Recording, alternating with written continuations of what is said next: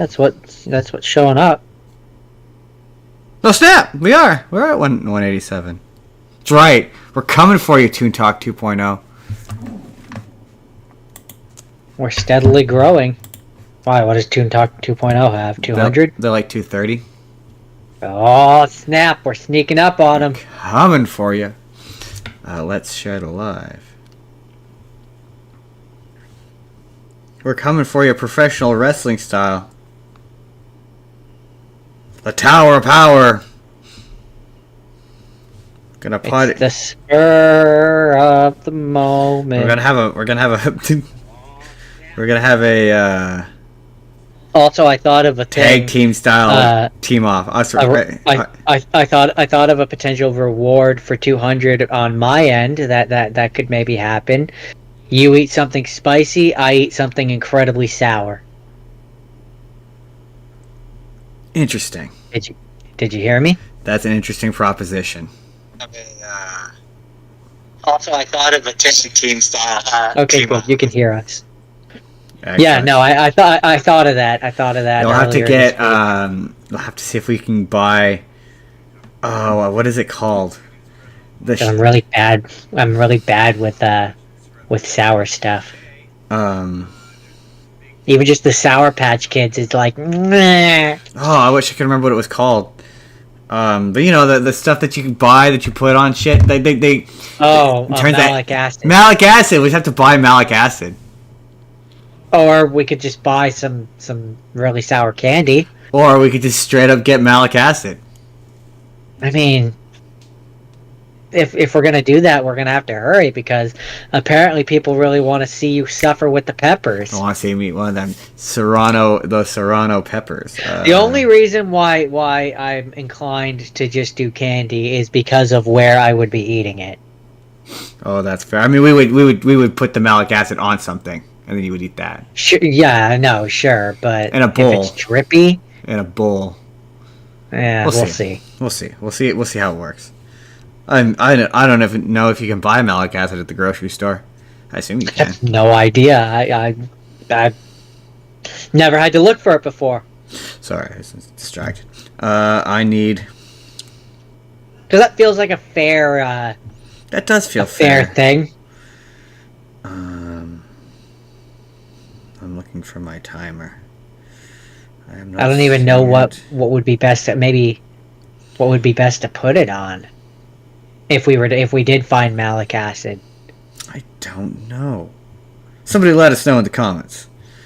Why am I not seeing? Ideas. Aha! There it is. It's like, why am I not seeing my stopwatch? Chop!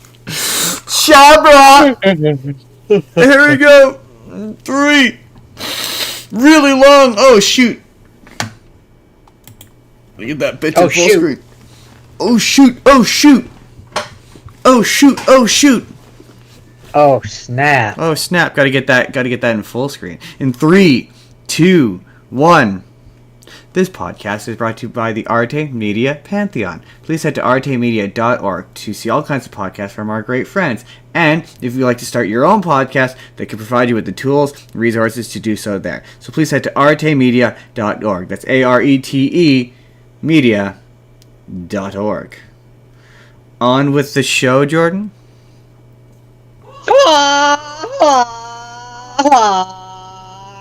Welcome to the Spurr of the Moment Podcast, everybody. I don't know why he did. Anyway, welcome to the Spurr of the Moment Podcast, everybody. I'm your host. As always, I am he, I am they, I am them. I am Justin Spurr, and I'm joined by my co-host. You know why I did. I'm joined by my co-host, the incomparable Jordan. And on today's show... I am he, I am hey, I am they, I am we. I am the incomparable Jordan. I am the incomparable Jordan. And on today's show, we're going to be talking about that King of the Hill revival. There's some speculation. Maybe seeing what's going on with not only a theme song, but also there's a leaked trailer that got out from some convention that I saw. And I was like, interesting. I got a bunch of Superman adjacent news. We got news about Rush Hour 4, Mamma Mia 3, what Power Rangers would have looked like on Netflix. Doctor Who. Doctor Who. And then later on the show, yes, Jordan did the Hacha Wahoo Ya Wacha thing. We're doing kung fu. Using the title, we're doing kung fu movies, and that includes some of the Karate Kid. I watched Cobra Kai, and then we watched the new Karate Kid Legends. We got a big time review for that. Let's get Doctor Who out of the way. Oh, we're gonna go for that right away. Well, we're gonna go for that. We're just gonna do it up top. Okay. I have not seen the entirety of the new season, but we are just gonna talk. We're not gonna talk about the whole season. We're not gonna talk about individual episodes because I haven't seen any of them.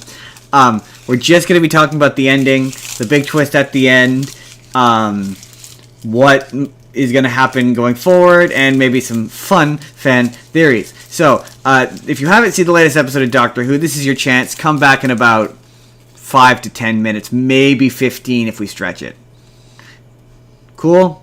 Earmuffs until then, because we're going to be saying a big spoiler for Doctor Who. A big spoiler that nobody saw coming. Like, remarkable. I mean, like, that's pretty impressive.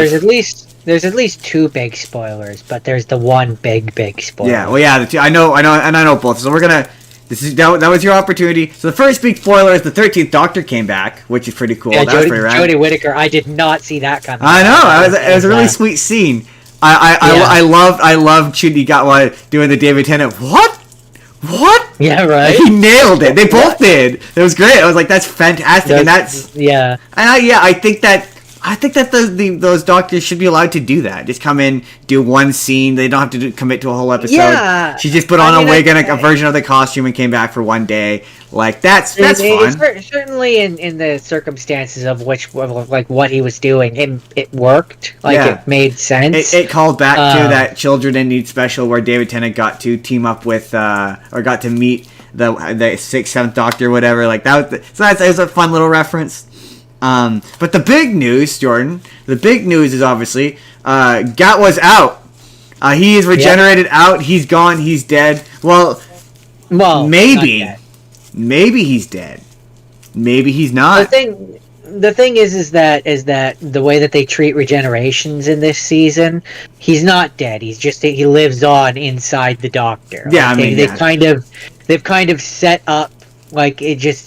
Generally with his run that the Doctors live in this special place inside him that was in the season 1 right where it was all on the inside and stuff. That comes from the end of the Jodie Whittaker run where she went there when she regenerated into the Master Doctor or whatever.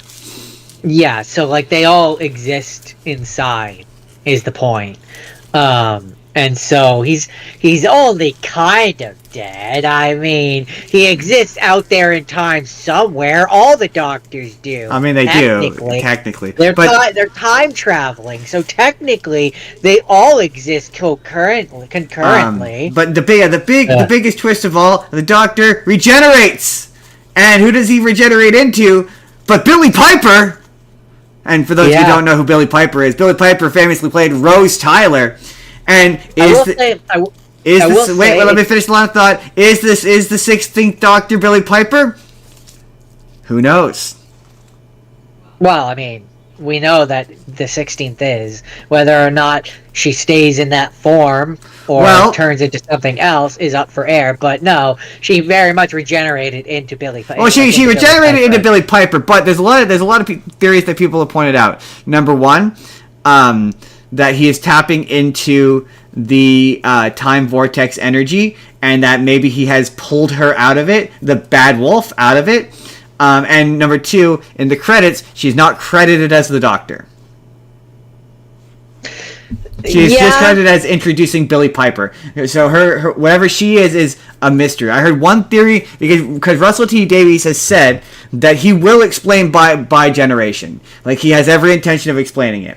So the one theory I heard is that she is either Rose Tyler or some sort of Rose Tyler sort of variation or whatever, or represents some part of the Doctor, and that she will merge with David Tennant, and they will go back to just being one Doctor, and it will officially end by generation. One thing that's interesting about and this was something I kind of thought of earlier, about this regeneration, and maybe I don't know all the past Doctors, so I can't, but I'm talking New Who. This is the first time that the Doctor has actively chosen to regenerate in New Who. I can't speak for the past Who. In every other circumstances, he died. Yeah, I mean, or was dying, or got hurt. I suppose my response to that would be what you consider making a choice. I mean, technically speaking, well, he didn't. In all of those circumstances, he didn't have a choice.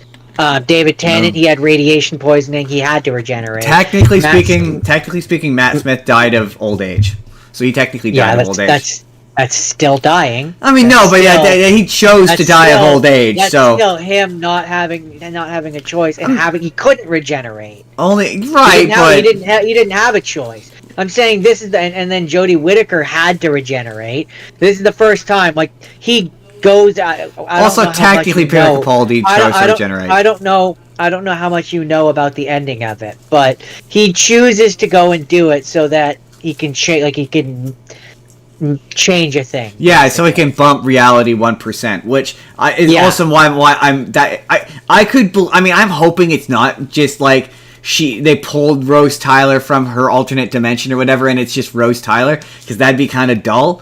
I mean, it also wouldn't make sense, because at that point, what happened to the Doctor? Right. Well, that's apparently that's a theory. That's what people think is that they haven't actually revealed who the actual 16th Doctor is, and they swapped or something, and that's where I'm like, maybe Ncuti Gatwa isn't actually dead. Maybe he will come back. Like, they haven't actually said whether or not she's the Doctor or not. So maybe he will come back for a third season, because they usually do 3 seasons, and he only did 2. But he's making it seem pretty final. So he's the second shortest Doctor, apparently. Yes, after what's his face? The first one, the 8th one. He only did one season. The ninth one. Technically, the shortest one is the 8th one, because he only did a movie. Well, I mean, if we're gonna go that route, then I think I said this the other day. Technically, the War Doctor is also the shortest. True. Or even the Fugitive Doctor, even shorter. So, I mean, it really depends on what you consider. Yeah. I could believe, though, because it being like the David Tennant if you're gonna bring back Billy Piper, why would you not bring back David Tennant? Even though they've insisted he's never coming back, I don't believe that. I've never believed that. Why would you bring back Billy Piper and not David Tennant? That just, especially when he's hanging out there in the universe, why would you not?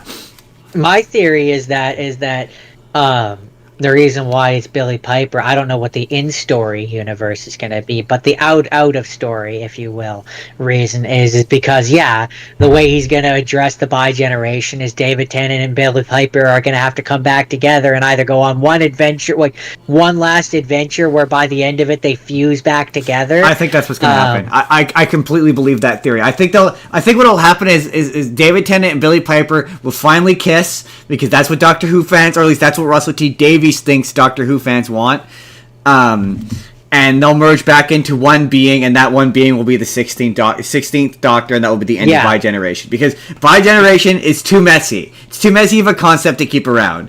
I suspect he will end it. Yeah. And just have, especially with this one where it's like, it's just a regular regeneration, because it doesn't, so, and also just it takes away David Tennant being out there in the universe and those questions of him being like, why didn't he come help? What happened to him? Like, you no longer are asking those questions, because, he's gone. Like, I think he'll finally go. But also, that's my out of universe. I don't know what the story what the story reasons for it will be, but just from a meta, I know how TV and all that works. That's the direction I see it going. Also, another theory I have is that when the 14th Doctor first bi-generated, the 15th Doctor remembers it because he mentions it to the 13th Doctor. That's why he doesn't seem surprised. What? Sorry, what? The 13th Doctor, when she shows up in the episode, he says to her, "I can't bi-generate this time," and she's like, "Wait, what?" He's like, "Forget I said that." My theory is that she remembers this. Unlike other times where they've crossed streams, she remembers this, and that's why when David Tennant first bi-generates, I'm pretty sure that's functionally why she's there. Because otherwise, why her? It just seems odd. I could believe. I think she's there, so that when he bi-generates, that's why he remembers. He remembers being her. Remembers the term anyway. Yeah, and that's why he's not surprised by it. He knows as her. She now knows that the only thing that kind of doesn't make that square is obviously that David Tennant doesn't remember, but David Tennant doesn't remember anything. He's David Tennant. That's his whole bit. But yeah, no, I'm not one of those people who's immediately like, oh, this is desperate, because I'm always like, you know what? If it's in pursuit of taking kind of a weird swing, then I'm for it. But I definitely get why people are like, really? Like, I'm not going to discount that feeling. I definitely get it. Yeah, I don't know how I feel. I need to see the result of it. I need to see it. A lot of people think it's going to be for like one Christmas special, and then they're going to resolve it pretty immediately. Yeah, well, I think the next special will be like she goes and deals with David Tennant. I want her to be the Doctor, though. Like, even if it's just for one special, I want her to be the Doctor. Like, just straight up. Like, not like a Clara, she thinks she's the Doctor. I want a former companion to be the Doctor for a special. And just to see what that... Like, what is the point of having... If it isn't the Doctor, and it is like, yeah, it's you've pulled... Because one of the justifications for it being Rose Tyler is, well, the universe is still... weak because of Mavity and all that stuff, so they're like, yeah, it's that you've pulled Rose Tyler from her adjacent universe because the universes are weak, and that's how she's able to come back into our universe. And I could that's believable. I could see it being a combination of the universe is weak and by generation has like basically screwed up regeneration, so it's not working properly, and the combination of the two pulled her across. Because he did say that they were going to explain by generation, and they, to my knowledge, haven't yet. And then, you could easily then at that point have it be where the Billie Piper is both Rose Tyler and the Doctor, like sharing a body. Oh, that'd be kind of interesting. I mean, yeah, that I could believe they're going in the direction of the being bi-generated has... I fully believe that it's about them coming back together, because it being like, I don't want her to purely be Rose Tyler. That would be boring. Like, that just to me would be boring. Yeah, it's way more fun if she gets to be the Doctor. Like, otherwise, what's the point? It would just also be confusing to me, because then at that point I would be like, well, what happened to the Doctor? Yeah. Like, I don't think I would be shocked if she was signing on for a season. But yeah, the fact that they all of the Doctor Who media has not called her the 16th Doctor. Like, if you look at all of their YouTube pages with the clip, they just say he regenerated, but they have not said she is the Doctor. To be fair, when David Tennant signed on, did they give him an official number? He's officially the 14th Doctor. Yeah. No, but I know they did that after. But did they do that right away? Pretty well, right away. Yeah. Yeah, then that's intentional. That's a choice, and that's a thing that when he regenerated, it said David Tennant as the Doctor. It was the numbering that was suspect. Yeah. So then that's a choice then. Yeah, she's the only one. She's the only one that it didn't say Billie Piper as the Doctor. So, and also she's not the Doctor then. Well, I mean, to be fair, a lot of people have pointed out that like the Doctor has broken the fourth wall before, but she also breaks the fourth wall like Mrs. Flood does. So yeah, I could believe it is. I'm hoping your theory is right, and she's a mashup of Rose Tyler and the Doctor. Like, she is the Doctor, but not quite the Doctor, and something has gone wonky with the regeneration. He's not regenerating properly, and it's about fixing the regeneration. I think that is 1,000 times more interesting. I think it's a combination of what they're going to do is it's a combination of bi-generation being wonky and the reality being so loosey goosey at that moment. They're very definitely going to go a route of, in that moment when he was regenerating, he was thinking of Rose Tyler, and so when he regenerated into her, and because he made a wish or whatever, because that was a thing in that episode, and they'll have some wonky reason where it'll be like it both will and won't be Rose Tyler. Yeah, they'll do that. It's just like, it's like, if you're gonna bring her back, let her have the opportunity to act like David Tennant. Like, why would you not? Yeah, I mean, she seems like she's Rose, though. She's giving a very Rose, hi there! Like, that's pretty Rose-like, so... Yeah, I don't know. I could believe that it's a body amount, like a body melt. I just hope it's not like a body swap where somewhere else they're gonna reveal in the next few months that they've recast the 16th. Like they have cast the 16th Doctor. It's somebody different, and they spoil it. Like if there is a 16th Doctor and it's not her, and she's not sticking around for multiple seasons, then don't reveal it. Don't tell us what it is. Yeah. Don't do what you did with the past 3 Doctors, where we all knew who the Doctor was going into it. Like I want to be surprised, especially if you get someone famous. Get someone famous. Like get someone like do like an American Doctor Who. Like just have him regenerate into an American. No, I don't want that. Canadian? Personally. Canadian could be interesting. Australian. I want it Australian. That's not American. They've done Doctor Who Goes to America with Matt Smith. I've seen America in Doctor Who. Do some other countries. Well, I'm more meant like Canada Well, I'm more meant like let him have an American accent. Like yeah, I know what you meant. No, I don't want that. America gets everything. Hey, if he could have a Scottish or Spanish, I just give him a different accent. Let a different nationality play him. Because have Pedro Pascal come in and play him. Like that would be cool. Or like an Asian. That would be cool. Just not American. Or have him come in and be Japanese, and then you could have an entire season which is poking fun at like anime and like old Japanese movies. Have him be Irish. Have him be a redhead and let him have an Irish accent. I mean, yeah, he's been allowed to be Scottish. Well, no, he's already been allowed to be Scottish. Both Peter Capaldi and Judy Gatwa. Oh, yeah, that's they true. play him with the Scottish accent. Judy Gatwa doesn't. Yeah, he absolutely plays with the Scottish accent. That's his Scottish accent. It's a particular. Doesn't sound Scottish to me. Sounds British. Yeah, it's a particular area of Scottish, but no, he's traditionally from Scotland. But yes, I didn't pick up on that at all. I am intrigued. It'll be interesting.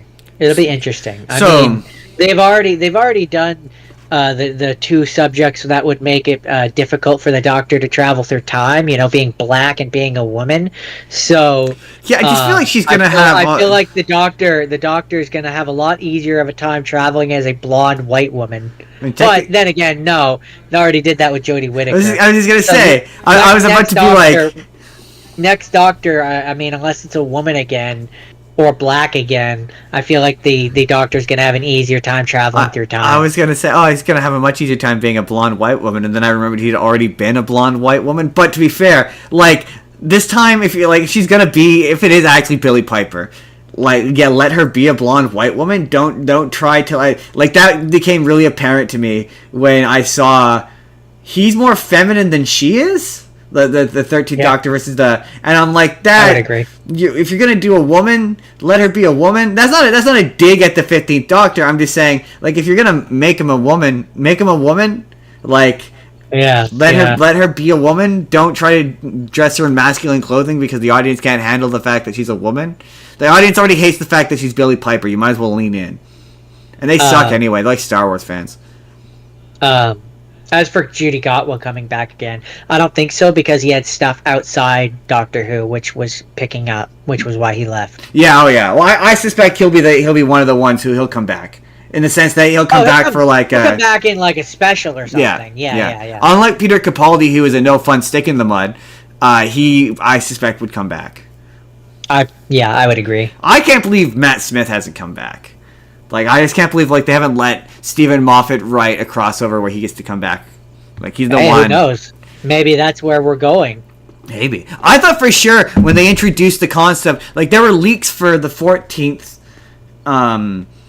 I maintain I would like a season where, like, it starts off as Rose Tyler and then it becomes Martha Jones and then it becomes like, and like it's the season is about him trying to figure out why he keeps changing into the different companions, and then at the end of it he remerges with David Tennant. To be fair, I think the concept of bi-generation was added late in the game. Like, I think he was gonna do a quasi, because in the original trailer for that, I don't know how it looked changes. I haven't seen it yet, but in that space where all the doctors hang out, where they regenerate or whatever, in the trailer where he shows up and he goes, "What the hell is going on?" He's in that space. So there was a theory that he was trapped there for whatever reason, and it was about him. He had to emerge, and I think that concept of him emerging is what I'm guessing became Bi-Generation. I lost. Anyway. All I know is that the Bi-Generation thing never made any sense. I never liked it. It was stupid. It just felt like a lazy way to keep David Tennant around. Right. So which is stupid because they already have a way to have him around. He's in the other universe with Rose. You could just find a way to break down the walls of reality. Right. It's Doctor Who. So it accomplishes the same thing. You have an old David Tennant. So they released a bunch of information about that the King of the Hill. They keep calling it a new season. I would not call it a new season. It has a different. It's a revival. It's really more akin to like when they brought back Roseanne and they became the Connors. It's like it's more or less a new show because it's got a different showrunner. It's not really. It looks like Mike Judge is only involved insofar as he's. I don't think he's writing on it. I think he's just doing voices. Like I think he's just doing Hank and Boomhauer. But yeah, and I heard that the guy who plays Hank's dad in the original is now Dale. Yeah. So yeah, that was a thing we had asked before. So there's a bunch of details that came out. That's one of them. I guess we'll start there. One of the details, I think it's Toby Huss who played Hank's dad and Khan because they have recast Khan with actual Laotian. And he has taken over as Dale, and you can kind of tell in the trailer if you've seen you've seen that leaked trailer. You can kind of tell there's a bit where he sounds kind of different, but otherwise it's pretty flawless. Well, I had heard that like the first, I think it was like six episodes or something like that, 5, 6, 7 episodes. The original voice actor for Dale is the actual voice in the show. And then there's a certain point where this guy takes over. Yeah, there's 10 episodes, and I believe he did the first 2 or 3. Might be 2. And then you could tell when you listen to that leaked trailer, you can kind of tell, but it's pretty spot on. And I think the beauty of this, and this is why I love this, is it doesn't matter because you could just chalk it up to Dale being older. You could chalk it up to Dale being older and having smoked for all those years. Right. I think he's probably quit. That's why he's vaping. That's my theory. Oh, I didn't see this leaked trailer. I saw the small little bit that I sent you. No, I mean on the poster he's vaping, so I think he's vaping because he quit. I could believe that. But yeah, so yeah, they officially released the theme song, which was cool. It shows the passage of time between the ending of the previous season and this new season. So you see the plot of this is that Hank and Peggy have, and apparently these are real, but they're like these compounds in Saudi Arabia where like they just look like a suburban neighborhood, and nothing changes and nothing really evolves. And these are real. These are based on real things in Saudi Arabia.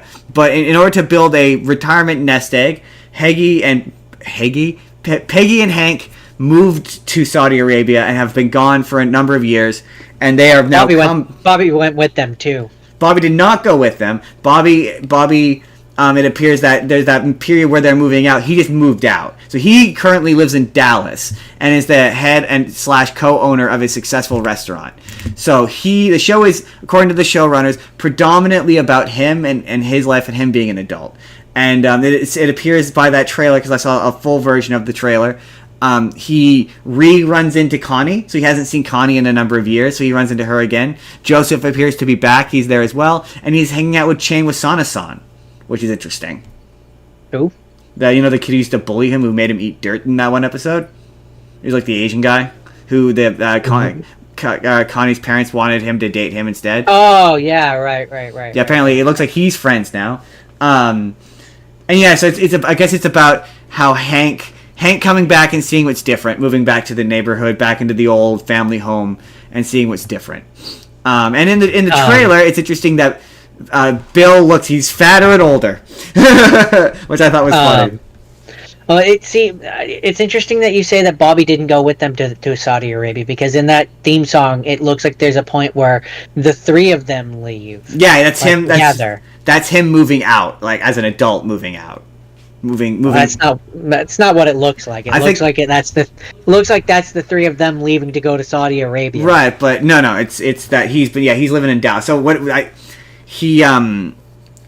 I mean, just because he's living in Dallas doesn't mean that he didn't go with them. I don't. Well, to be fair, I haven't seen this, but that from what it's been described, gone with them and then moved back as an adult. No, I think it's just they all moved out together. So they moved out and then went to Saudi Arabia, and then he also moved out. It's not what it looks like. And then I love the bit at the end where it's the three of them.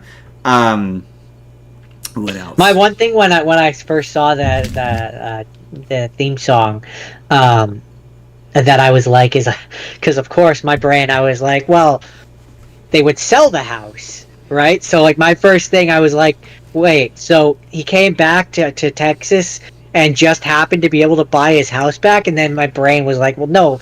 Later, my brain was like, well, no, duh. Of course, he's renting it out to someone. The black guy in the theme song who comes out is now hanging out. For whatever reason, when I first saw it, I was like, how could he have bought his house back? That doesn't make any sense. I think that guy, cause from what I can gather, because you see in the theme song, he comes out eventually once Hank and Peggy move away, and he's now out in the alleyway drinking beer with them. So I think he rents, and in the trailer you see him in the trailer. So I think he is still renting from them and he's living with them. Yeah, I suspect what it'll be is they Hank and Peggy come back.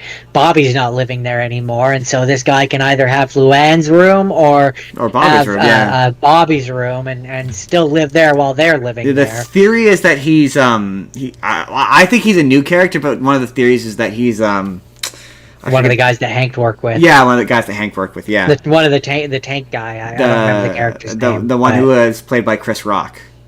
Yeah, that one. So I pulled up this. I just don't see it being that. The only reason why I don't see it being that character is because, I mean, unless you're gonna have him sound completely different than Chris Rock, or have a Chris Rock sound-alike come in. I mean, I'm sure they could get Chris Rock to come back. I'm pretty confident they could get Chris Rock to come back, but I heard that Bill basically has become a shut-in, and he finished Netflix was a thing that was said about him. The creator said. That's funny. So my number one thing is, there's a lot of attempts to deconservatize, or I don't know how else to put it, liberalize the original King of the Hill. So one of the things that the showrunner said was Hank always represented the sensible middle. The old show did a great job handling the extremes and kind of pushing people towards the common sense middle was. Which is just... while Hank's been gone, and while he's gone, the country's changed so much. They also said they're not... If you're tuning in expecting Hank to find out who Hank voted for, you're not going to find that out. No, because he's been hiding in Saudi Arabia. He can still vote. But, so, okay. In terms of... Yeah, but clearly he didn't. And so okay, we're gonna deconstruct this. Hank being center by Canadian standards, no. Hank being center-ish by Texan standards, I could kind of see. No, he was so conservative. I can kind of see. Only when you put him beside some of the other people. I wouldn't call him center. I would call him center right. Compared to, I suppose, Donald Trump. Yeah, he's downright left-leaning, but no, that's the whole point of that show. That show is written by a conservative man, and it never makes the case. A lot of times, sometimes it does make the case that he's wrong in the case of certain social issues, but it never makes the case that being a conservative is wrong. So, to be and then they've said the same thing of Dale, he's going to seem practically, they're going to dial back some of his more extreme ideas, and he's going to be downright middle. And it's well, no, that's not... If he's a conspiracy theory, he would absolutely have been there on January 6th. Oh, he would definitely be a Trump supporter. But for sure. They don't want that. They don't want to do that, which is disingenuous. It just comes across and that's why it's apparent to me that this is the new showrunner, where it just kind of comes across like people from LA writing a show about people from Texas.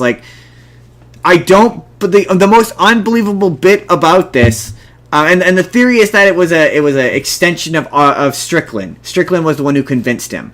But I find it unbelievable that Hank would leave Texas. Texas and it's still in that trailer. It still seems to be part of his identity. So I just don't believe that he would leave Texas. Not even just his friends. I believe he would ditch his friends in a heartbeat. It's the to be leaving Texas thing that doesn't square with me. I don't believe it either. The only way that I believe it is if Strickland like takes him to this place, basically, because Hank was all about like perfectionism, right? Things staying the same. That's why he was always obsessed with his lawn being perfect and stuff like that, right? He was all about like order and control. To the point where that's Stan. Never mind. But he was always about order and control. And so I could see Strickland selling him on it only in so far of the fact of being like, Hank, my boy, if you go to this place in Saudi Arabia, it stays like it's always Texas. It's always classic Texas. But that's not how this is presented. This is presented as though he's doing it for the money. Like he's doing this, and I just that's out of character in my opinion for him. I'm saying, to me, that my way is the only way that it would make sense. Yeah, is if that's how it's sold. It is like because it's just always classic Texas. There, things never change. Things always stay the same. That to me is in character with Hank. Right, and this article goes on to say that it's a coming of age story in purple state suburbia, and that's just not King of the Hill. Like some of the King of the Hill's more irritating elements to me, as I can say that because I've watched it as an adult recently. That's just not King of the Hill. King of the Hill is through and through a conservative show, and that's fine. But like to pretend it wasn't a conservative show because conservatives now or Republicans, because there's not. It was a conservative show.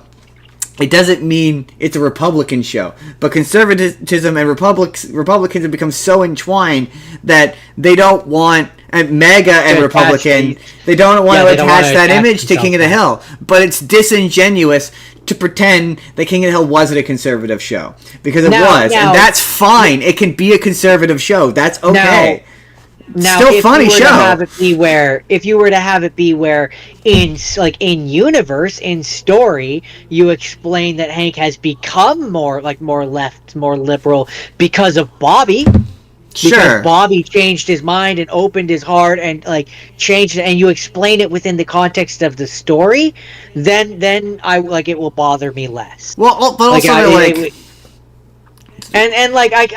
to a degree.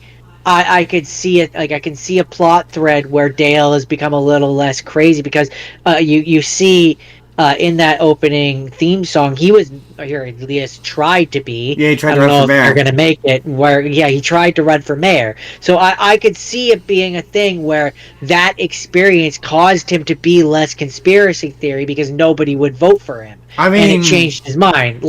There are story reasons that you could contrive that would make it work for me. I think they're probably going to go in a taking... Because they've done a time jump. Yeah. That gives them leeway in my eyes. Well, that's my thing. They can have these characters be quite different and explain it within it's been 14, 15, however many years. That's my thing is, how long has he been in Saudi Arabia? Because, in order for him to be that removed from modern society, it would have to be quite a while. And the way Boomhauer's hugging him in that trailer, it tells me it's been a bit. So that's where that's when you're like, oh, did Bobby go with them to Saudi Arabia? Maybe, and then he came back to America.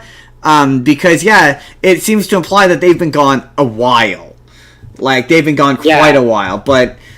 In order to become that removed from modern, it have to be at least 10 years in order to it's stuck in purgatory, essentially. Plus, that my other Which is a while. Argument for why I think Bobby went with them is because if he didn't, and they were gonna move out right around the time when he's an adult, he would have just rented from them. Why would he have left their house? Well, who's to say he didn't? What do you mean? Who's to say that he didn't rent it? There's a scene in the theme song where we see he does move out. He moves out, maybe. right? Yeah, Like we but he see looks that. he looks like he's an adult. Although I suppose He looks like he's an older teenager, but I could believe in that he's supposed to be like 14 or 15. I mean, Like to be fair, a couple years after that, because I fully believe that's what they're gonna do. They're gonna do it where it's like they moved like a year or like a year or two after the last season, so Bobby would have been like 13 or 14 or 15. And then that's when they went. They've been in Saudi Arabia for all that time. To my understanding, based upon information I've gotten from other people who are like more dialed in on this than I am, they say no, he's moved out on his own. And to be fair, it depends on how old. I believe by the time of this show, he is absolutely moved out on his own. In that I'm little saying bit. in that little bit, I don't think that's the case. Yeah, there's King of the Hill experts out there who have analyzed it frame by frame, and to be fair, it could be a case of. Even if it's he moved out at 18 and they were gone for 10 years, I suppose he could be 28. It's really going to depend on how old Bobby is, and you won't know until they say it because doesn't really sound like they're making him like. My opinion, you have the original voice actors come back and she plays them a bit more gravelly, I guess. How old were I don't imagine you're gonna know this offhand. How old were Hank and Peggy in the last season? I don't know. I know Bobby was 13 because they're retired. There's a certain age threshold that we know that means they have to be at least 65 to 70 years old in this.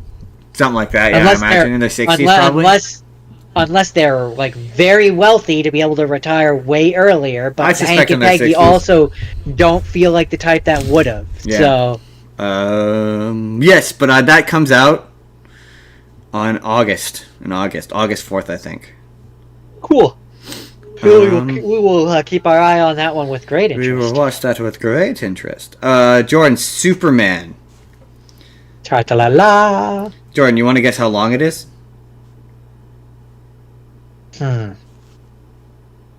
2:15. Ooh, you're close. Too high though. Too high. Ooh, okay. 2:05. It's 2:02. Pretty spot on. You're right there. That's a good runtime. That's pretty much what I would expect it to be. So I should have said up top, this is my rapid fire Superman stories, real quick Superman stories. Because we've already spent way too long talking about King of the Hill. And I mean that was intentional. That was so I could turn it. The same with Doctor Who. That was so I can turn those into YouTube videos. So for Guy Gardner, Jordan, you want to know why?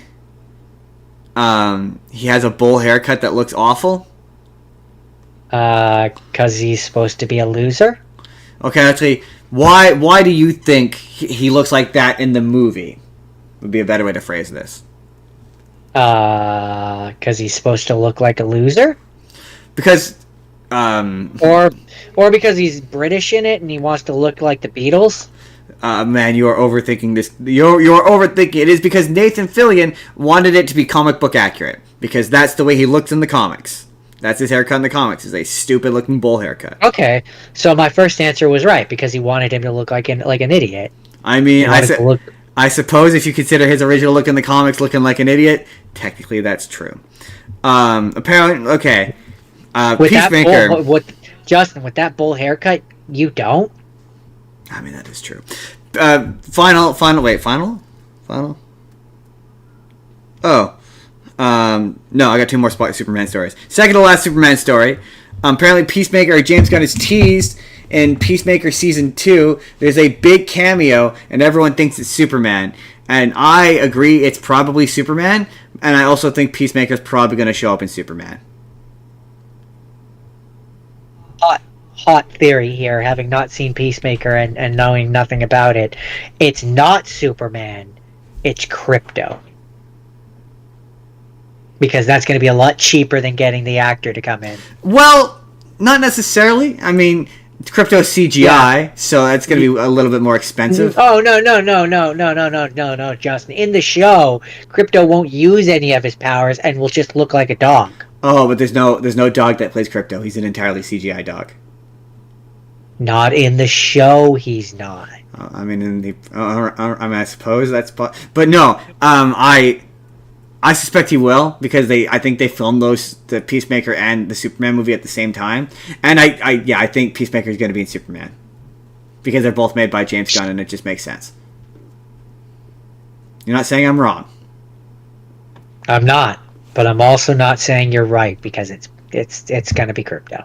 It's not going to be Crypto because Crypto is a expensive CGI character. No, Justin. It's just going to be a dog.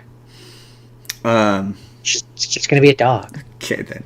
So, Christopher McQuarrie, I don't know who that is. I think he's the writer. He's a writer or director or someone. But he revealed his silence on what the Man of Steel 2 would have been.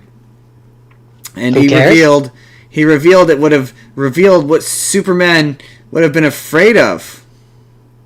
Not snapping people's necks? That is really vague. I thought that this might reveal what Superman was afraid of, but it just says he was afraid that he wasn't going to be allowed to snap any more necks, Justin. He's like, the first 5 minutes of my Superman movie was, you remember Pixar's Up? It was a sequence with no dialogue that covered that character. He explains that the scene would have revealed exactly what made Superman tick and exactly what Superman was most afraid of and why Superman made the choices he made. That is a bold claim. That is a bold claim.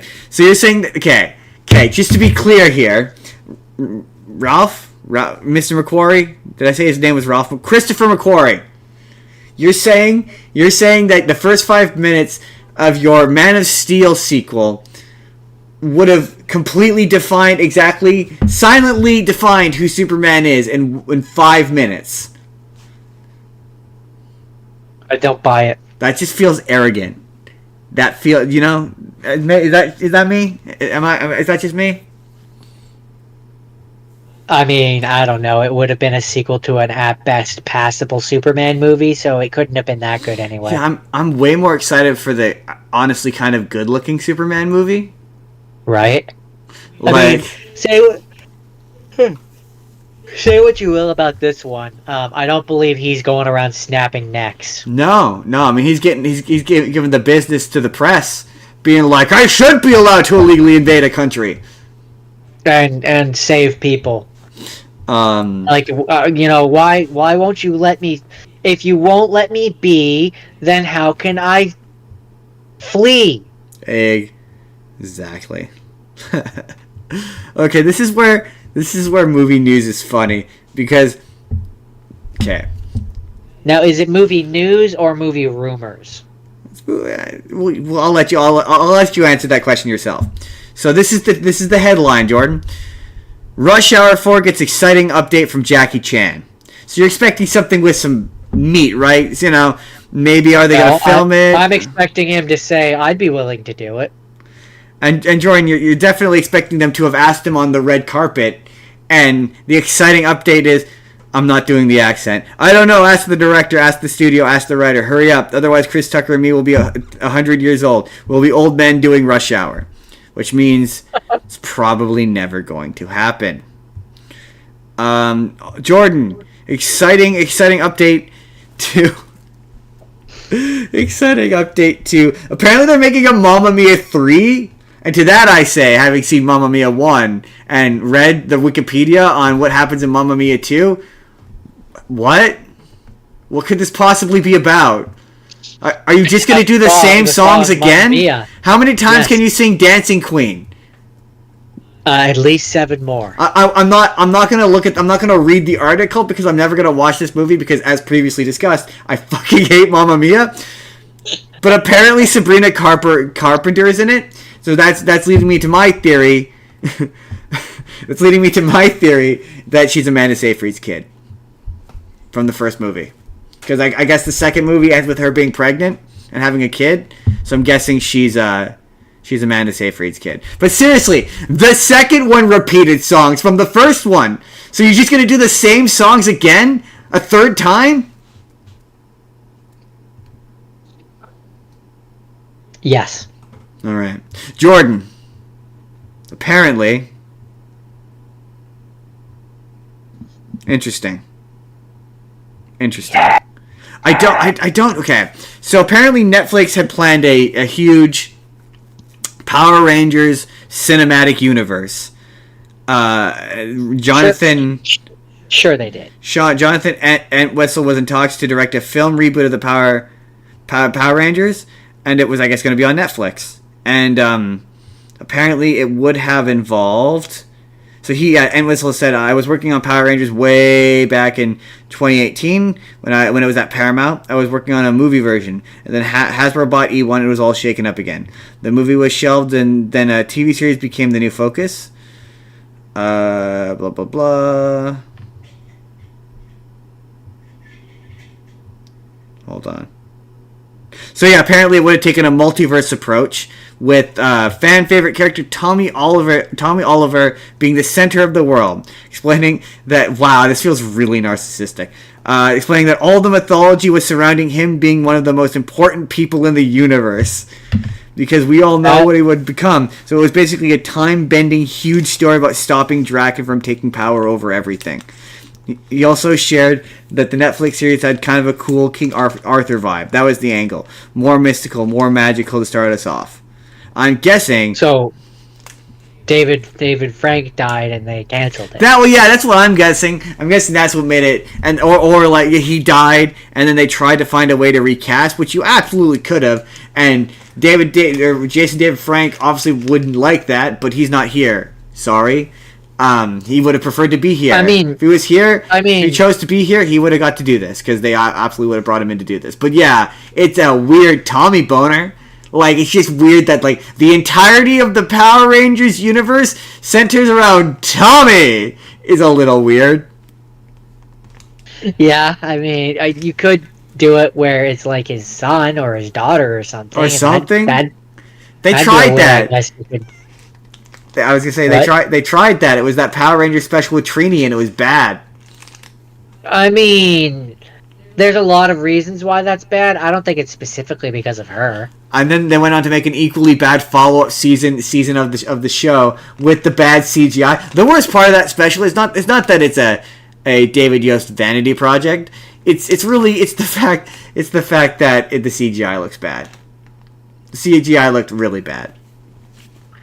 Jordan, big update on Henry Cavill's Voltron movie, and it is coming out.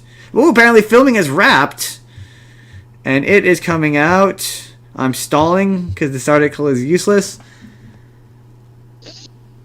Is it the article? It doesn't say. It just says that it's finished, wrapped. It's wrapped. They filmed it. It's coming out. That's pretty sweet. Well, that's all right then. That's pretty sweet. I'm actually looking forward to that. Not only because I like Henry Cavill, but because I like Voltron, and it's a giant robot. It's giant robots that turned into a bigger, gianter robot. What's not to like? I mean, they get big and expensive and CGI looking. It can't be any worse than the Power Rangers one. It really can't be. That movie's terrible. I just don't do that thing whenever you showed the Voltron fighting. Don't do that thing where it needs to be realistic, so it moves slow and the action sequences look bad.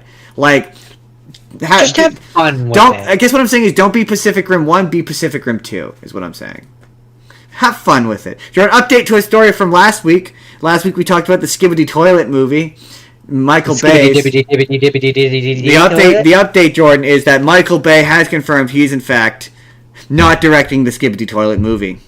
He will only be serving in a producer capacity. I have nothing to say on that. I will not. I cannot. Is it because it's the Skibidi? I will not. It's the Skibidi. I don't know what it is, so I don't know how to feel about it. Do I care? Is it bad that Michael Bay isn't on it? Is it good? Is it a thing that he would ruin like he did Transformers?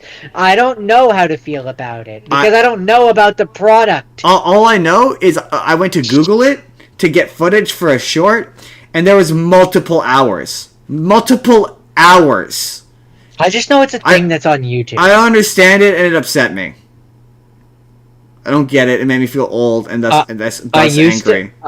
I used to be with it, but then they changed what it was. Now what I'm with isn't it, and what's it seems weird and scary to me.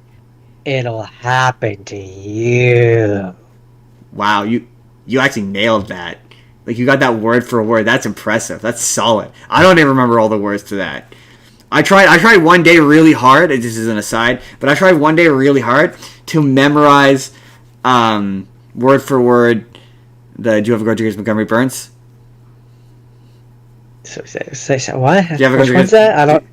No, but I didn't shoot him. Ding. Good. 'Cause I have a hot date. A date. A date. Dinner alone. Dinner with friends. Watching TV alone. All right. All right. I'm gonna sit at home. Go home and ogle the girls. ogle the ladies in the Playboy magazine. In the Victoria's Secret catalog. Sears catalog. Cheers. Now, would you unhook me, please? Ding. I don't deserve this kind of shabby treatment. Ding. So, Jordan, they revealed. That was a weird aside. That was a weird moment that just happened. Jordan, they revealed who will be playing Ron, Harry, and Hermione. Yeah. And one of the girls is a girl of color, making everyone's head spin. The right-wing people who have to like this show are like, but woke. I don't know what to do. I need to support this because I need to support known bigot J.K. Rowling, but I can't support it because it's woke. What do I do? It was very funny, and I just felt bad for these three kids. They don't know, nor should they. I'm not upset at them. I'm upset with this thing for existing. No, I saw some test footage or whatever where it was the girl like reading reading lines or whatever, and yeah, no, she seems like she'll be a fine Hermione. Like, I have nothing against these kids. It was just really funny to watch the internet try to be mad at this, but unsure how to be mad at it. Like, we know we need to be mad about this. Like, it was a uniting beacon of both sides hated it because the left inherently hates it because it's Harry Potter, and the right has to like it because they have to like J.K. Rowling because the left hates J.K. Rowling. It was the funniest thing. Yeah. No, of the casting choices that I don't like, there's really only one, and I'm just gonna say it. It's Snape because there's a lot of. I don't trust him, Hermione. Yeah, like I don't. Why not? I immediately don't trust him. Why is that? Why is that, Harry? It adds a lot of. It changes a lot of things. I can believe. I mean, Jordan, is it slightly believable that Uncle Dudley? James Potter, why are you hanging Snape from the tree? Is it because of his race? What? No. Jordan, no, I'm just a bully. Jordan. I mean, we both know Uncle Dudley. He says the N-word, right? I mean, he says the N-word. If ever a character, a snooty British character. He said the N-word at least once. And so then that leads back to Hermione, where he's an actively bad casting.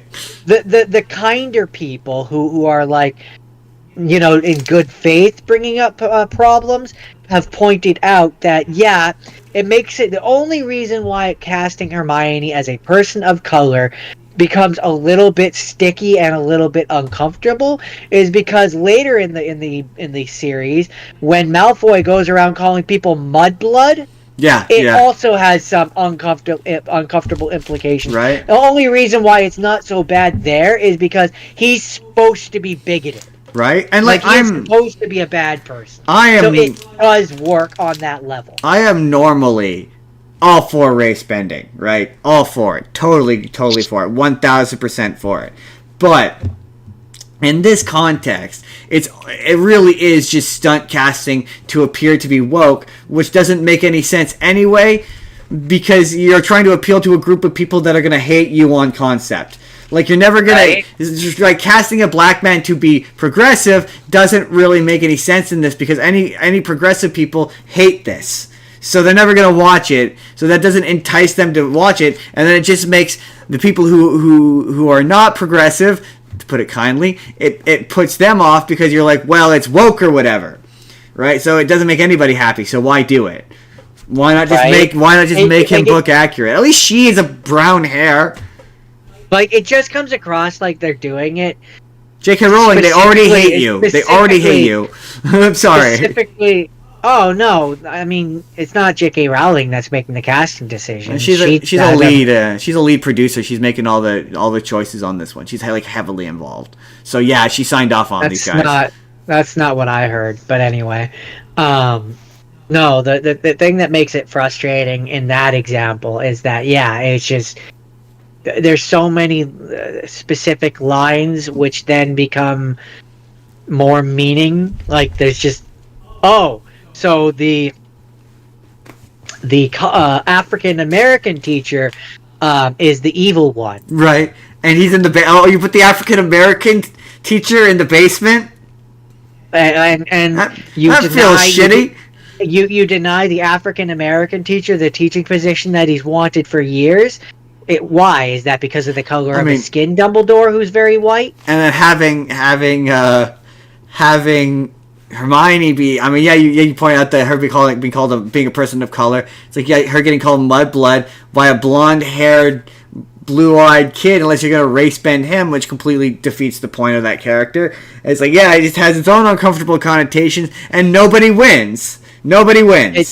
So I just don't get it. It's a stupid decision. I just feel bad for these kids because they're just gonna take a lot of shit over something that they one of them is. I mean, they all are because they're all in this.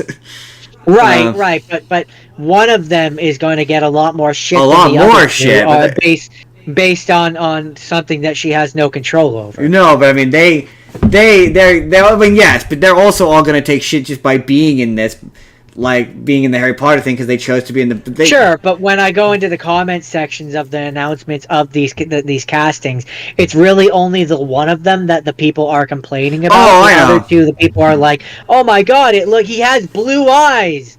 Like they're praising things. No, I'm talking about the people who like hate it. Who hate it because it's made by J.K. Rowling because it's Harry Potter. Like they're gonna get shit for being in it because it's Harry Potter. So it's just like, why add that additional layer of, you're right, she's getting picked apart for how she looks. Like, why do that to some poor kid? For a thing she has no control over. Right. Finally, Jordan, I sent you a trailer this week. I would like you to tell me what that movie where Keanu Reeves is an angel is about. Oh, right, that one. So all I saw that he was an angel, and I was like, it's Keanu Reeves as an angel. I'm already loving this, but it's gonna be way funnier if you have, and you have to be really specific. I need to know plot details. I only watched the trailer the one time. I'll try.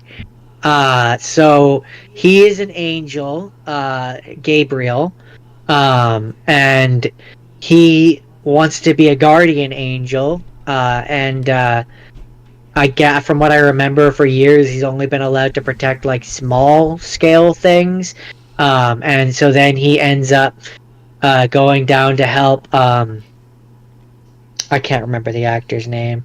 Aziz. Oh, Aziz Ansari. Yeah, he directed this. Yeah, him. He goes down to be his guardian angel, and then zaniness ensues, and then hijinks. I guess the other people hijinks ensue, and then I guess the other people are able to see Keanu Reeves because there's one girl who seems to be the friend of Aziz Ansari. That dude, Aziz Ansari, and she's like, he's really hot. I'm gonna go sit on his face, and Aziz Ansari is like, well, I'm sure he's going to be very confused by that, but you go ahead. And then that's all I remember of the trailer. Interesting. Yeah, I was. It looks fun. It looks like one that I wouldn't mind watching. I was like, it's Keanu Reeves as an angel. That sounds fun. Keanu Reeves is one of those actors where I generally enjoy most things that he's in. Yeah, I've never disliked him. I've never disliked a movie he was in that I can think of. I even like that weird one where he's a baseball coach. It's called Hardball, and he smokes cigarettes the whole time. I don't think I've seen that. I watched it on TV once. That was back in the day when you could watch movies on TV. I watched it on TV once. I think it's technically an R-rated movie that has like curses in it. I've only ever watched the television version. I understand. You were a child. Oh, You wanted to go your own way. I was. That is an extra long version of the news, but I wasn't going to talk about Doctor Who, but it didn't feel right. We began this show talking about Ncuti Gatwa as the Doctor, his first Avengers. we the Christmas special was like one of our first episodes, so it felt wrong to not send him off and talk about how he turned into Billy Piper for some reason. While it was relevant. Yeah, exactly. While it was relevant, yeah, that he turned into Billy Piper for some reason. Weird, very weird. Anyway, today's show, sponsorship section. Jordan, you didn't do the end of the news thing. One job. It's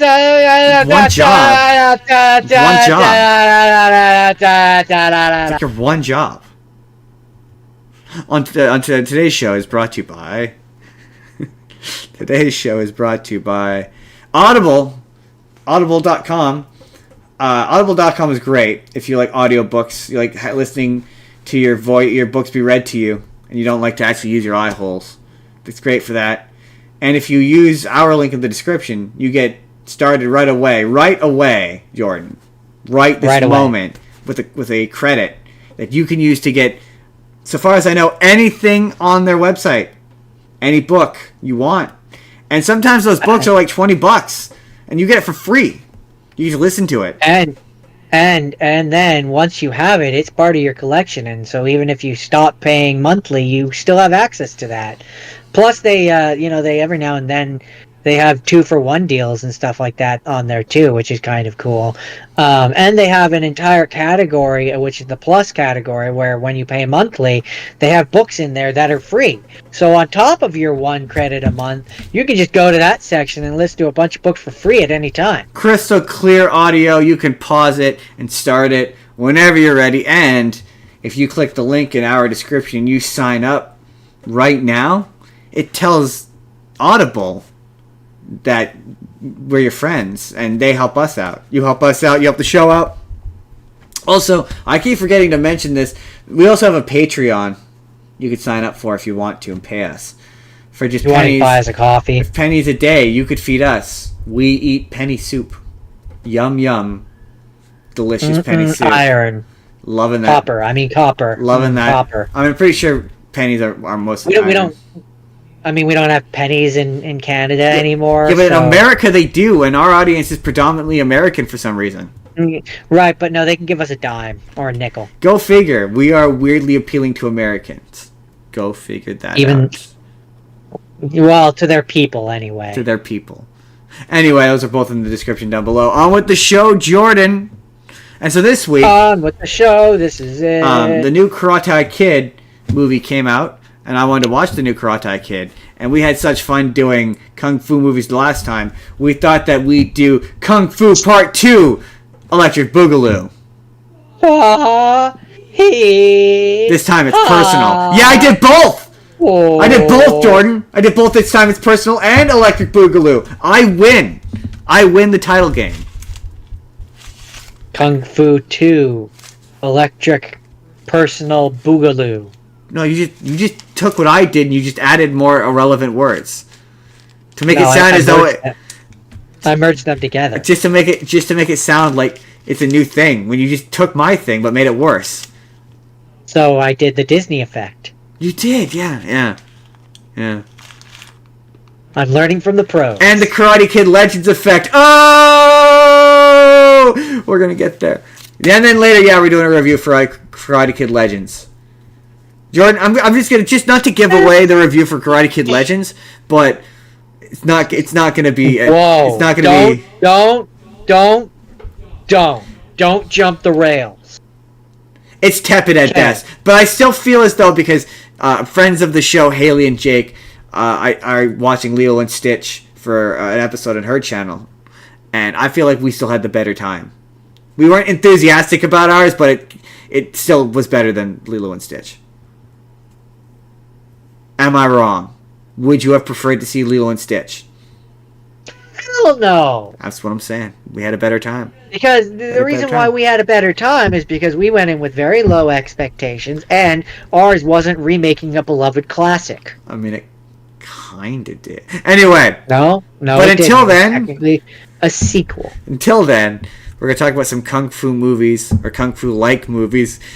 Or movies that have kung fu choreography in them. The line as to whether some of these are kung fu is probably debatable.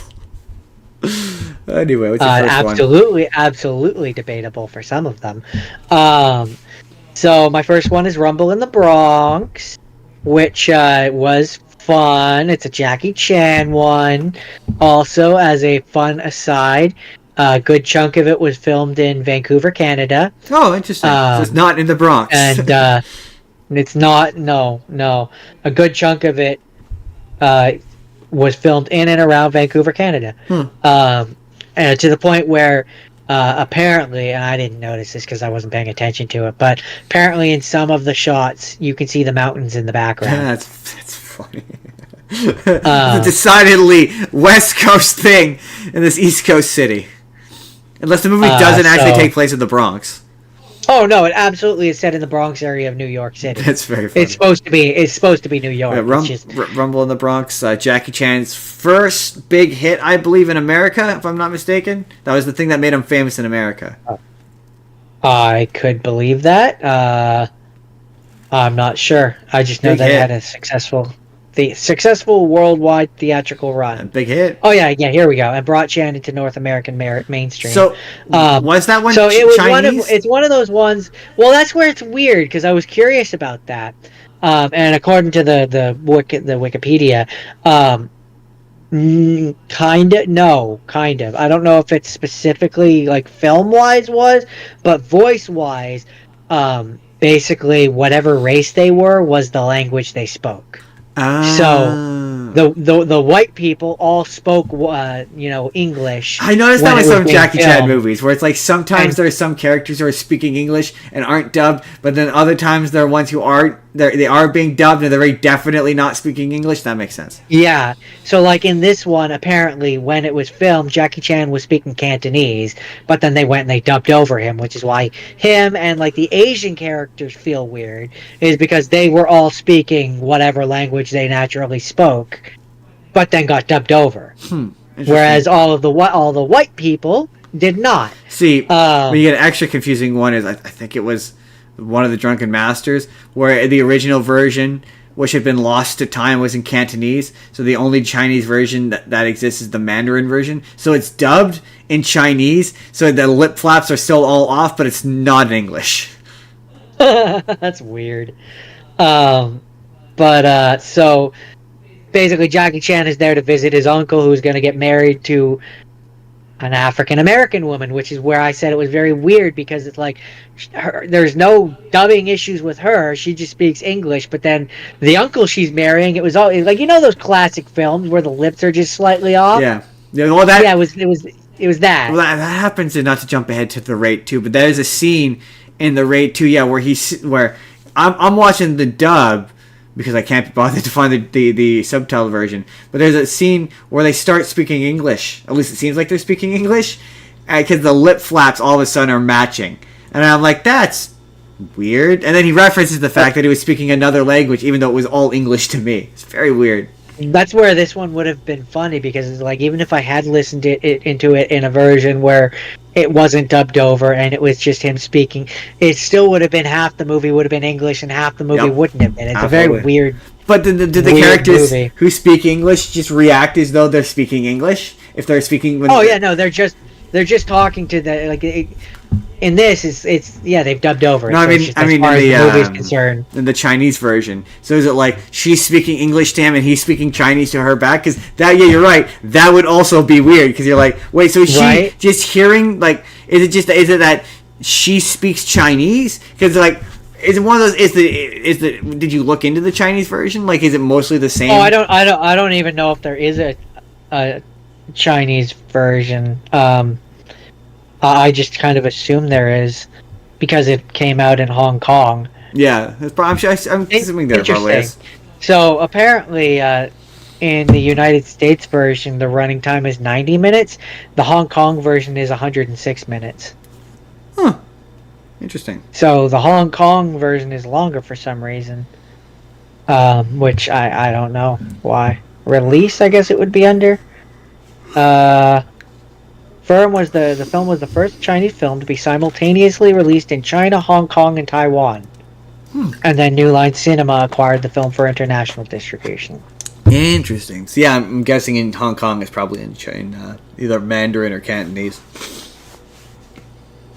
But yeah, I don't know. Whenever I watch the dub, whenever I find one of these movies and there's a dub, I usually check the other version to see how much it matches up, and if the dialogue has changed a bunch, then I'll watch it in its original language, because then that's the actual version of the movie I'm getting. Like, if the dub changes shit, I won't watch the dub. That's fair.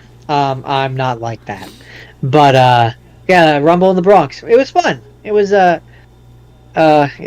interesting one. You know, the language choices and stuff. Also, apparently, I was reading in some behind-the-scenes stuff, and apparently, there's a scene where Jackie Chan is climbing off a boat, or getting off a boat, or something, getting onto a dock in some regard, and he apparently, in the behind-the-scenes stuff, I don't remember if it was sprained or broke, but he did something to his ankle, and apparently the shot which he did is the shot that's in the movie. Oh, neat. So there's a scene where you can see him getting off a dock, and his ankle is twisted funny. If you pay attention, it looks like it. Yeah, you can tell apparently. Okay, so my first one is a movie called City Hunter. Ka-cha! And City Hunter it's an adaptation. Okay, normally I can power through dubs, because a lot of them are like, yeah, they're mostly trying to do this with the tone it was originally intended. And I started off watching the dub for City Hunter, but it was really difficult because the voice they chose for Jackie Chan doesn't sound anything like Jackie Chan. And I didn't look into this, but it makes me wonder if they chose the voice for him for a particular reason, for a reason I'll get to in a second. But it was really hard to get into for that reason. And the dialogue was really hokey and cartoony. And I'm like, why is this so silly? And the reason why it's so silly is because it's based on an anime. City Hunter is a shonen anime. It's shonen manga. So this is and they did make it into an anime. I don't know if it came out after this. And there's been a bunch of subsequent remakes. And he's actually a character in you know that Shonen Jumpstar game? Yes. I watched a really good video on the actual anime because I was fascinated. But he's in that game. He's the guy who he just has a gun. He's just got a pistol. That's Jackie Chan's character in this. I don't remember what his name is, but interesting. And the plot of it is basically it's one of those animes because it's an older school anime. It's like breaks down to like 3 parts, and like the first part is he's teamed up with this guy, and then that guy dies, and then one of the characters is the sister, and the character is like he's a shonen anime character, so he waffles in the anime from being hyper serious to being his whole gag is he's basically Brock from Pokemon. He's into women. He's a pervert. That's his whole bit. Pervert. Yeah, and so classic Japanese trope. Right. So he hits on women, and then she beats him up with a hammer. And I watched a kind of a real good video about it, and so it plays like that, where it's trying to be a live action anime, but it was just too over the top for me to get into. Where I'm like, this just seems like it's probably better in the anime. But the part of it that kind of made me go, this is interesting, is it's made by a Chinese company, and it's obviously originates in Japan, and Japanese and Chinese people hate each other. So I can't believe Japan let China make this. It's not very good. Like the Jackie Chan stuff is okay, but he disappears for like huge chunks of the movie, only for it to be about these random characters who I could only ascertain with no other knowledge that they must be characters from the show. Like, oh, this must be like a Joey or a Tristan or like a secondary, or you know what I mean? Like they're friends, yeah. That they clearly have their own special abilities or whatever. But I'm watching this because it's a Jackie Chan movie, and Jackie Chan is just kind of barely in it. There's one particular stunt he does though, which he's jumping away from an explosion off of a balcony. That is pretty impressive. That's like, you could tell he did that for real. He's definitely in that age range where he's like peak physical condition, and he can absolutely still do this. But yeah, it's every time he falls or does a pratfall, it does a little bonk bonk bonk, like cartoon sound effects. It's just, it was hard for me to get into, and I tried watching it in Chinese, and it just wasn't. Also, the version of it I got, the subtitles were like off, so it was like they were off like by a second, so it made it hard to like put the dialogue to the action. And then randomly midway, there's just like a musical number. Like, I sent you the video of it. It's just randomly. Yeah. There's no context for it. It's just all of a sudden they're singing, dancing, and there's no subtitles. So I don't know if the music or the song has anything to do with the plot, if it's moving the plot forward, if it's introducing characters. I have no idea what's happening. They're just singing a song for some reason. It was super weird. It was not very good. That is City Hunter. So, my next one came out in 2023. It's a Chinese action comedy film. And so, okay. With most of the ones that I've watched this week, the Kung Chinese Fu type action thing, comedy.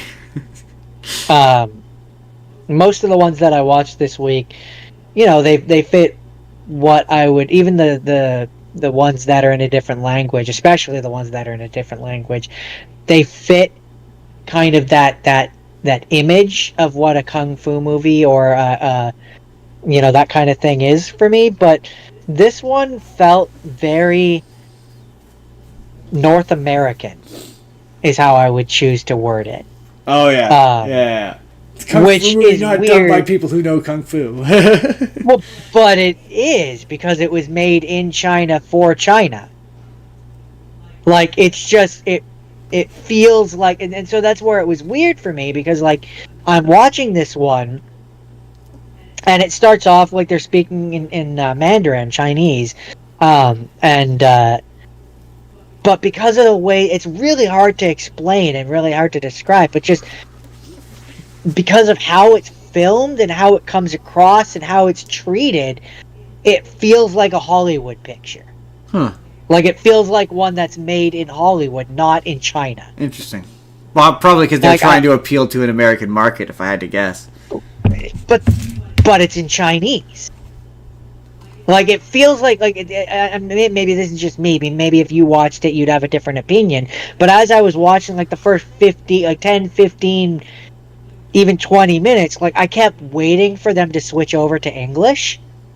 Like, it feels like a movie which should have been in English. Like there's another universe where this movie was made in Hollywood and it's in English. I mean, yeah, and it's for a American audience. It is believable that China could have poached or bought a script from an American writer. That is definitely within the realm of possibility. That's for sure. So the plot of it is basically Jackie Chan's character is a prolific stuntman. He's Jackie Chan. Yeah. Right? He's been working in the film industry as a stuntman for years. But he hurt himself, and so as a result he fell back on some payments, behind on some payments. Sounds like it's still a wrestler, but like Jackie Chan.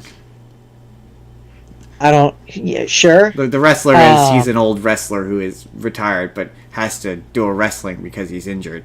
Because he's old. Well, basically he goes to his estranged daughter because he asks her for help, and she gets her boyfriend, who is a lawyer, to take up his case because they want to take Jackie Chan's divorce. I think I know this movie because I think his daughter hates it because it's really like, because him and his daughter have a bad relationship, and it's like the daughter's like forgives him or something in it, or something to that effect.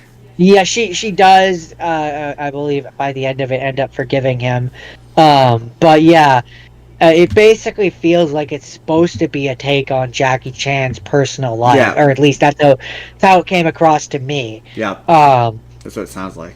And it ends where like Jackie Chan agrees to do like one last job and he can't do it, and then he decides not to do it, and then yeah, from what I remember of the ending, him and his daughter reconcile and stuff like that, and there's a point where like she has to be his like I don't know what it's called, where when the person is not capable of making their own decisions in court, and so you have a daughter or a son or a parent I know what you who is mean. making the decision for you. I don't remember what it's called, but I know what you mean. She is basically that for him in the movie at a certain point. And yeah, it was fine. It was a little bit long, especially because it was in a different language. Oh, It was not fair. 126 minutes. So, you know, do with that what you will. That's like 2 something. But it was fine. It's just, yeah, it's one of those rare instances where it's like, yeah, it felt weird. It felt like it should be in English. Yeah, fair enough. Like that's one day maybe I'll find a way to make you watch this one so that you can see what I mean. But yeah, no, that's right on.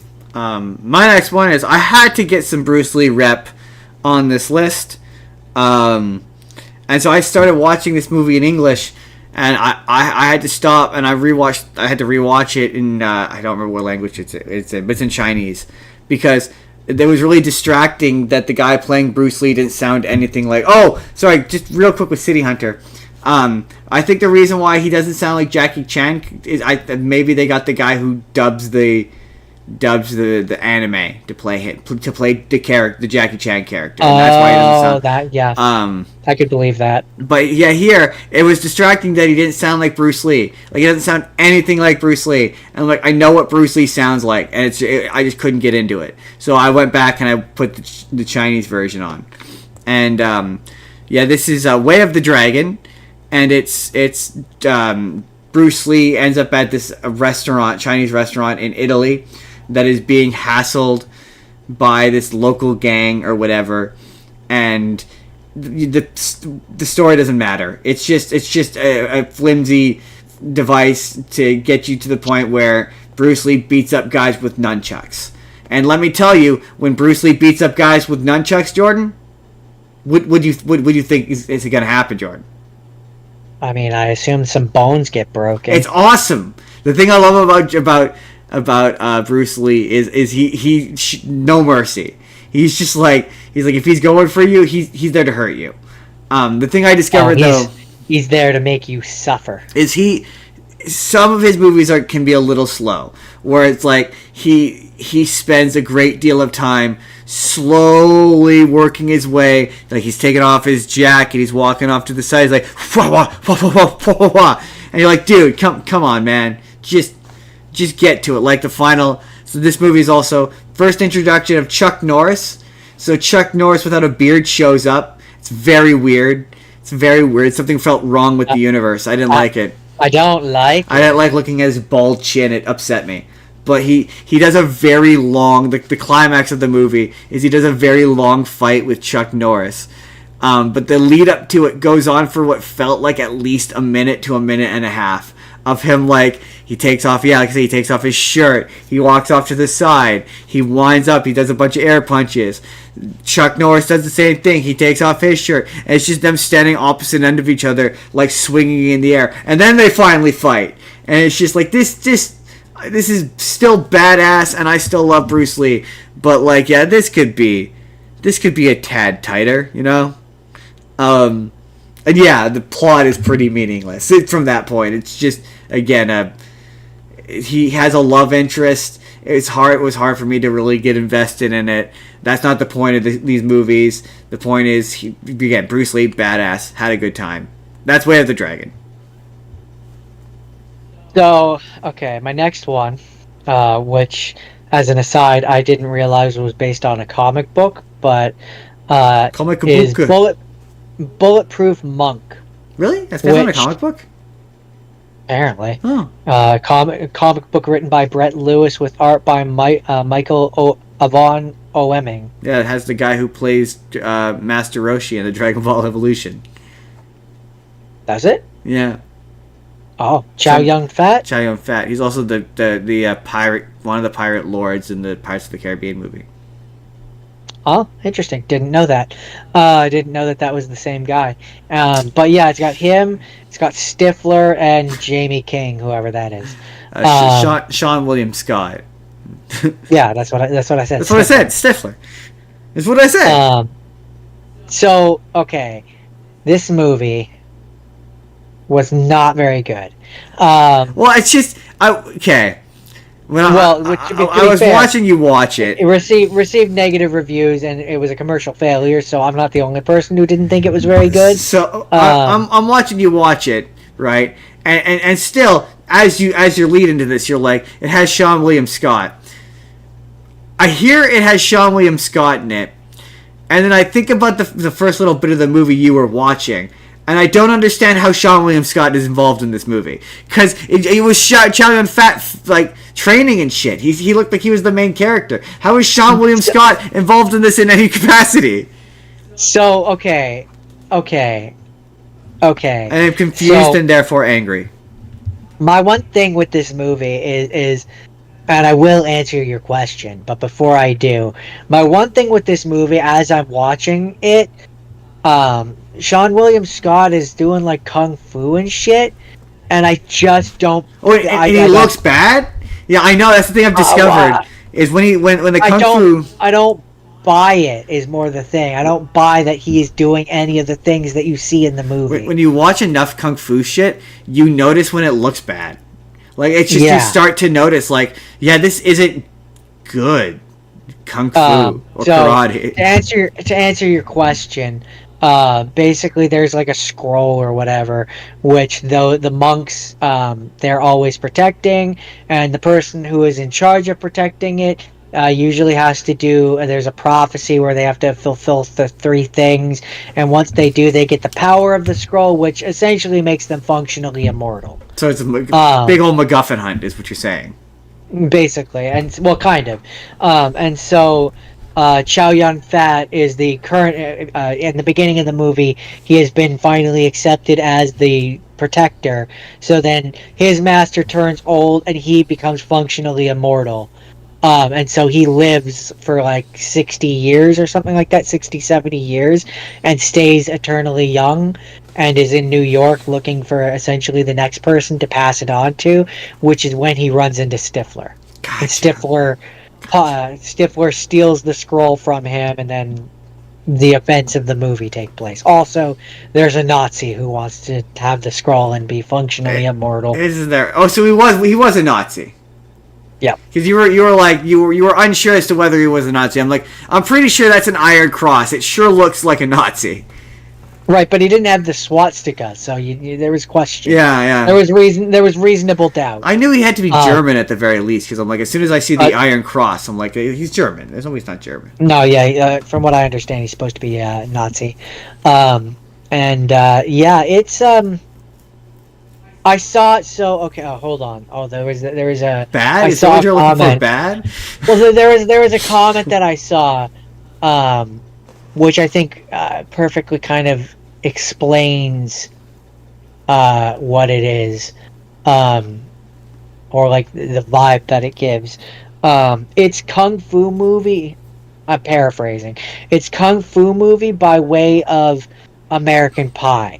It's technically a kung fu movie, but with no depth. No, I mean, look, you've got like one of the kung fu movie like masters in Chun Yao-fat. I mean, he's Crouching Tiger, Hidden Dragon. He knows his shit. He's good. Like, he's good. I enjoy him in these movies. But yeah, this looked bad. I will say. I remember the trailers for it. I remember it was like, I think it's in that. What year did this come out? 2003. They definitely did a Matrix thing in there, right? Like a slow motion or a camera swing, or he's wearing sunglasses. I'm gonna say probably, but I'm gonna admit to you that it's not memorable enough for me to specifically remember. Yeah, that's fair enough. Is that it for Bulletproof Monk? That's it for Bulletproof Monk. All right. So speaking of things you don't remember but you know are off, my next one is a little movie called The Street Fighter Movie. Now here's the thing: we've talked about this a lot with the current Street Fighter movie that's coming out, and we'll say it about the old one as well. I don't know enough about Street Fighter to know if this is wrong. It felt wrong. Like when I was watching it, like there was points where I'm like, this feels off. Like, because the plot of it is that the various number one, to my knowledge, within the context of the Street Fighter games, it's a tournament. Right? The Street Fighter is a tournament that they're all participating in? I'm pretty sure, and I think that's why you fly from place to place on the map. Right. So, like, I guess they didn't want to, maybe because it's vicinity to the Mortal Kombat movie, perhaps, they didn't want to do a tournament. So, there's no tournament in this. It's instead, takes place on a island nation that is being fought over by two factions.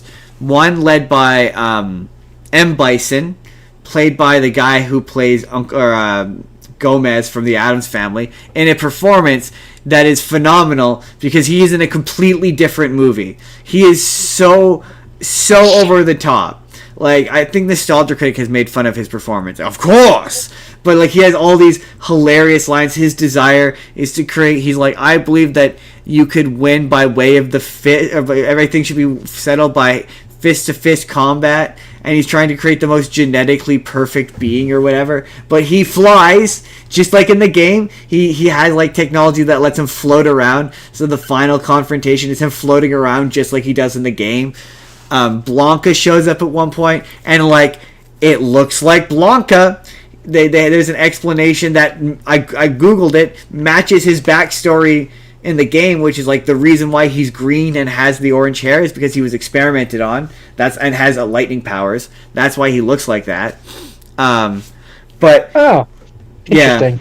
Yeah, Guile is in the movie, and he's played by Van Damme, who has been told that Guile is the main character for some reason. So he is the main character of this movie. Everything sort of revolves around him and him creating a team, and them all. He basically creates a Suicide Squad. Ken and Ryu are not the main characters, even though I always understood them to be the main characters of Street Fighter, but they're not in this. And they are con men who also know karate. And they... I always thought the main characters were Ken and Ryu. Right? They're two con men. And maybe Chun-Li.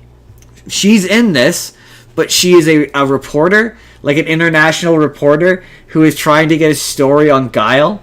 And yet Ken and Ryu are con men who know karate, and they wind up in jail and working for Guile, doing some sort of secret. No, they're working for the Guile and the Freedom Fighters, and their whole bit is they're trying to infiltrate M. Bison's organization or whatever to stop him and shut him down. Right, they gotta go stop Hayachi. Gotcha. Yeah. And, like, a lot of the characters, like, Vega shows up, and he's got the mask and the claw, and as someone who only, like, surface level knows Street Fighter, I'm like, they look like the Thing, it looks like the Thing, and they're fighting, it looks like Street Fighter, but this feels wrong. Like, that's my whole thing with this, I don't know enough about it to tell you exactly what's wrong, but it feels wrong. And you just kept waiting for Spider-Man to swing in and save the day because, you know, Street Fighter X Marvel, you know, or Apocalypse to show up and just drill the shit out of people. No, I was not expecting. What I was expecting was for Ryu to do a goddamn Hadouken. Which he doesn't. He does not do a Hadouken. Also, Dhalsim's there as well, and he's not Shoryuken! He's not a stretchy guy. He's a... Oh, speaking of Street Fighter, yeah, there's a random scene in City Hunter, which... Jackie Chan turns into all the Street Fighter characters. It's very weird. It's explained. It just comes across the movie paid a lot of money for the Street Fighter license, and they were going to use it. He turns into Chun-Li at one point. It's very strange. But yeah, this movie's bad. It's bad. Weird. Like Jean-Claude Van Damme he thinks he's the main character. He can barely speak English, and all of his line reads are terrible. The only one who's any good is the guy, I forget the actor's name, Raul something. But he's the only one who's any good And yeah, he is in a completely different movie. He's having a great time. I fully believe he played Street Fighter. Oh, the other interesting thing is it says it's based off of Street Fighter 2, not Street Fighter, in the opening credits. I see. Bad. I understand. Bad movie. I'm picking up what you're putting down. That is Street Fighter, Jordan. So it's funny earlier that you mentioned Rush Hour, because I watched the first Rush Hour. And nobody understands what's coming out of your mouth. okay, so we're gonna address the Chris Tucker of it all. So he is an obnoxious character in this movie. He's supposed to be an obnoxious character in this movie. That's what I was gonna say. It's his whole bit. That's the point of his character. But he's a black sidekick in the 2000s. It's his whole bit. Yeah. So they were all like that, funny, Jordan. The only thing about this movie is it's surprising Martin Lawrence didn't do it. It just feels like there's another universe where there's like where it's like Chris Rock or yeah, exactly. You could slide in any one of them. It would be the same movie. Why am I blanking on his name? The one that's in Jumanji. Oh, Kevin Hart. I feel like Kevin Hart would have been more fun. Yeah, any one of those guys. It's the same movie. It's just a screamy black guy.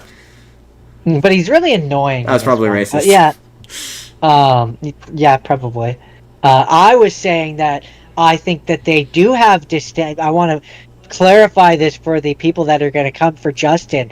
We don't agree on this. I don't think they're all the same. I think they are distinct and different individuals who have their own style. I should clarify. Those people aren't all the same. I mean, the character is all the same no matter who plays it. They're all written exactly the same stereotypical way.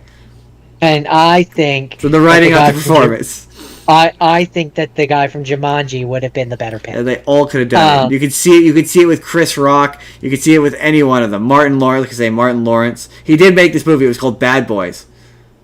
But overall, it's a fun movie. It's pretty fun. You know, there's a reason why there's like, what, 7 of them? A fun anecdote about that, there is only 2 of them. No. There's three of them. 3 of them. You literally mentioned earlier about how Jackie Chan was like, if you want to make a 4th one, you got to get on it. The bit at the beginning where he's like, they're like, understand the words that are coming out of your mouth, that is apparently based on a true story that Chris Tucker thought that Jackie Chan couldn't speak English. Because the first time they met, he didn't say anything. That's funny. Yeah, no, I mean, it's pretty standard Jackie Chan movie. There's not really too much to say about it. He's a police officer. Comes from Hong Kong to save a little girl. He does save the little girl. It's a win-win, happy ending. Yay, yay, hurrah, hurrah. So last time... Have you ever seen Rush Hour? No, I've never seen Rush Hour, no. Huh. Okay. All right. So last that's really all I have to say about it. Pardon me. The last time we talked about kung fu movies, we talked about a particular subgenre of Jackie Chan movie I like to call "We Need to Explain Why Jackie Chan Can Jackie Chan." And we can't just have Jackie Chan be Jackie Chan. He needs a reason why he can Jackie Chan. And last time we talked about The Medallion. And in that video, I mentioned The Tuxedo being the other one that came out in the same year, or within the same year, couple years anyway. The Tuxedo. It's Jackie Chan. It's Jennifer Love Hewitt. Jackie Chan is a taxi driver who has a soul patch. Where I discovered that, Jordan, I don't think any man can pull off a soul patch. Well, clearly you need to shave down to just a soul patch and try and make it work. There's no one on the planet who could pull off a soul patch. I now know that. I think you can. I think you got to give it a try. There's no one. There is no one. And he gets, based on his reckless taxi driving, he gets attacked by thugs and he gets beat up. And the guy's like, "Why didn't you bust out like kung fu?" And he's like, "Do you think all Chinese people know kung fu? I'm not Bruce Lee." You fucking racist. And I was like, "That's a funny joke." And then he ends up driving for I forget who plays him, but he ends up driving for this James Bond type character who's a super badass, and he like there's only one the guy likes him or whatever, and there's only one rule: don't touch my suit, and he ends up getting. You think he's dead, but he's in the hospital. He gets attacked, and Jackie Chan puts on the suit, and surprise, it's a technologically super advanced suit that gives him Jackie Chan powers. So why can't he Jackie Chan, Jordan? Because of technology. Because of the suit. And then he fights an evil spy movie bad guy whose plan is he wants to poison the water hole. I want to poison the water hole. He wants to poison a bunch of water sources, and they can't figure out how. And then in the end, it's revealed that he wants to use water striders to land on the water, making it uncontaminable. So the only water that is available is his bottled water, driving up the price of his bottled water and making him wealthy. And it's got Jennifer Love Hewitt in it. They make a crack about her boobs. And then there's a bit at the end that she does something that doesn't make any sense, where she just out of nowhere turns heel and gives the bad guy the super advanced technology suit. She's like, here, you put this on. And she's like, you put this on right as all these army guys are about to come through, and it's Jackie Chan about to rescue her. And it's like, why did you give him the suit? That's really weird. You had no reason to give him the suit. He didn't know that the suit existed or what it was, and you just gave it to him. Purely, it seems to have a climax where Jackie Chan gets a new suit and he fights the bad guy and they have a showdown. But other than that, she has no reason to give him the suit. It's really bizarre. It's truly bizarre. It's all right. It's better than the medallion, and that's maybe because I like Jennifer Love Hewitt. But it's quite a bit. I thought it was quite a bit better than the medallion. Medallion was bad. Thus far, I guess now City Hunter. But those are the only two bad Jackie Chan movies I've ever seen. I did derive enjoyment from this. That is, The Tuxedo. So, okay. My last rapid fire. Okay, so, and this touches on the most recent one that we watched. I never really understood what the difference was between kung fu and karate. No, me neither. They both just kind of look the same to me. Someone's gonna get mad at us in the comments, but there's a difference. I'm like, it doesn't look any different on film. I'm sorry. So I just kind of quickly Googled it just to kind of get an idea, and the biggest. I mean, there's a lot of nuance in. Well, karate is Japanese fighting. And kung fu is. Well, first of all, it's gung fu, not kung fu, and it's Chinese. That's really the main difference. Yeah, that's the two big differences, which I didn't. Yeah, they share similarities, which is why they look similar, but they're all based on the same philosophy. But karate, the whole bit about karate being for self-defense, that they tell you that in your first lesson of karate. This is not to look cool in an action movie. It's just for self-defense. Gung Fu's different. Gung Fu is to attack, meant to attack. Well, the other big difference that Google was informing me of, not but 5 seconds ago, minutes ago, anyways, is the other big difference is Kung Fu teaches you to use weapons. Yes, that is also true. Whereas karate is more about, actual hand-to-hand combat. But anyways, that's a very long-winded way of saying I watched the Jaden Smith version of Karate Kid. Well, to be fair, that movie was initially called The Kung Fu Kid, and it wouldn't surprise me because I always thought that movie was really separate. We'll get into it when we talk about Karate Kid later, but there's a lot of scenes in that Jaden Smith movie that are pretty much exactly the same as the original.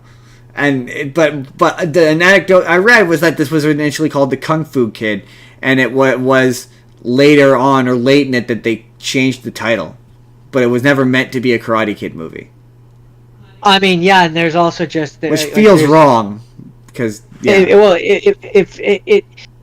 from what I would say is it feels like it was supposed to be an homage to the Karate Kid, a nice way or a nice head nod kind of thing, because yeah, until this new one where obviously Jackie Chan and the guy from the original Karate Kid end up coming together. Until that movie, there's really nothing in this one No, which explicitly ties it to the doesn't original. need to. Really? Is that what No, I'm not no. It was fine being its but own there's story. there's scenes like when they're like, oh, this wasn't a Karate Kid remake initially. There's scenes in it that are where he smacks the fly with the fly swatter or whatever and catches the fly. That's like one for one from the original for one thing. There's the bit where he's drunk, that scene's exactly the same. There's a lot of scenes which are like, there's a lot of moments which play out, or the fact that Mr. Han is also a groundskeeper, a maintenance guy. Like, there's a lot of similarities between these. Yeah, maybe in like a pass through, they saw that they were connected, and I heard the story why it got changed to being called the Karate Kid. I don't remember what it is off the top of my head though.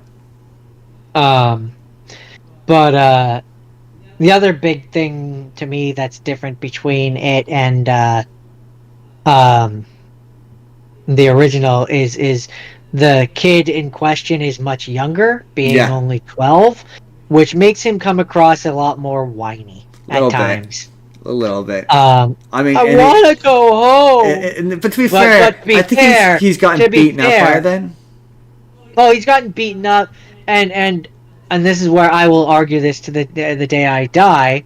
I think Jaden Smith's character has a much harder time than the original one does. The original one moves across country, and they still speak the same language. The culture is still the same. Nothing has really changed for Daniel Russo in the original movie, whereas in this one, Dre literally moves countries to a country with a very different culture than his own. Forget culturally different, just an entirely different and difficult language to learn. You know how hard it is to learn Mandarin? Or Cantonese, I think they're speaking Cantonese. All because his mother wanted to move for a job? Yeah. No. I feel bad for the kid.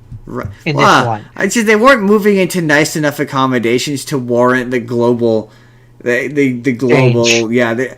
That my one criticism of this movie is there's no real reason for it to take place in China, other than the obvious. They wanted to sell it to the Chinese market because it had Jackie Chan. Yeah, that's the only reason. Or they got some sort of tax credit or filming credit from China to film in China. Yeah, my big thing too. Only reason why you would this time was as I was watching it, as I was like. Some of the societal stuff, like when they go and tour the Forbidden Temple, and their class is a Chinese school class, they come from a Chinese school, and yet the tour guide is giving the tour in English. Yeah, right. And I'm just like, I just don't believe that would be the case. Too many maybe characters the tour guide in that movie speak English. Maybe the tour guide would give the tour in English if it was an all-white tour group, right? Like if it was very clearly tourists, but they're wearing school uniforms from a Chinese school. She would just be giving the tour in Chinese. It's just for the benefit that they have the one student. Yeah. In China, I don't think they teach English. I'm pretty sure they don't teach. Although someone's going to school me on Chinese, but I'm pretty sure they don't teach English. I can't speak to that, but what I can say is that just a lot of the way that it comes across in this movie, it feels more, and someone's going to school me for this, but to me, as a foreigner who's never been to China and doesn't know much about what goes on there, and only is an outsider looking in at both cultures, it comes across more Japanese than it does Chinese. Right.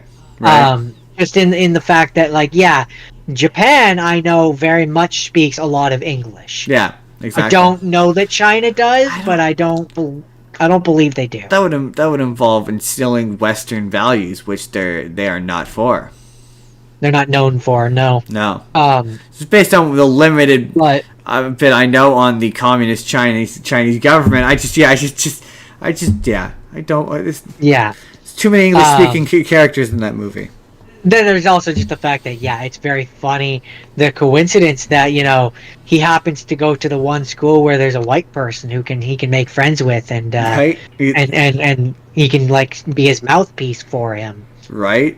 Like what are the odds of that?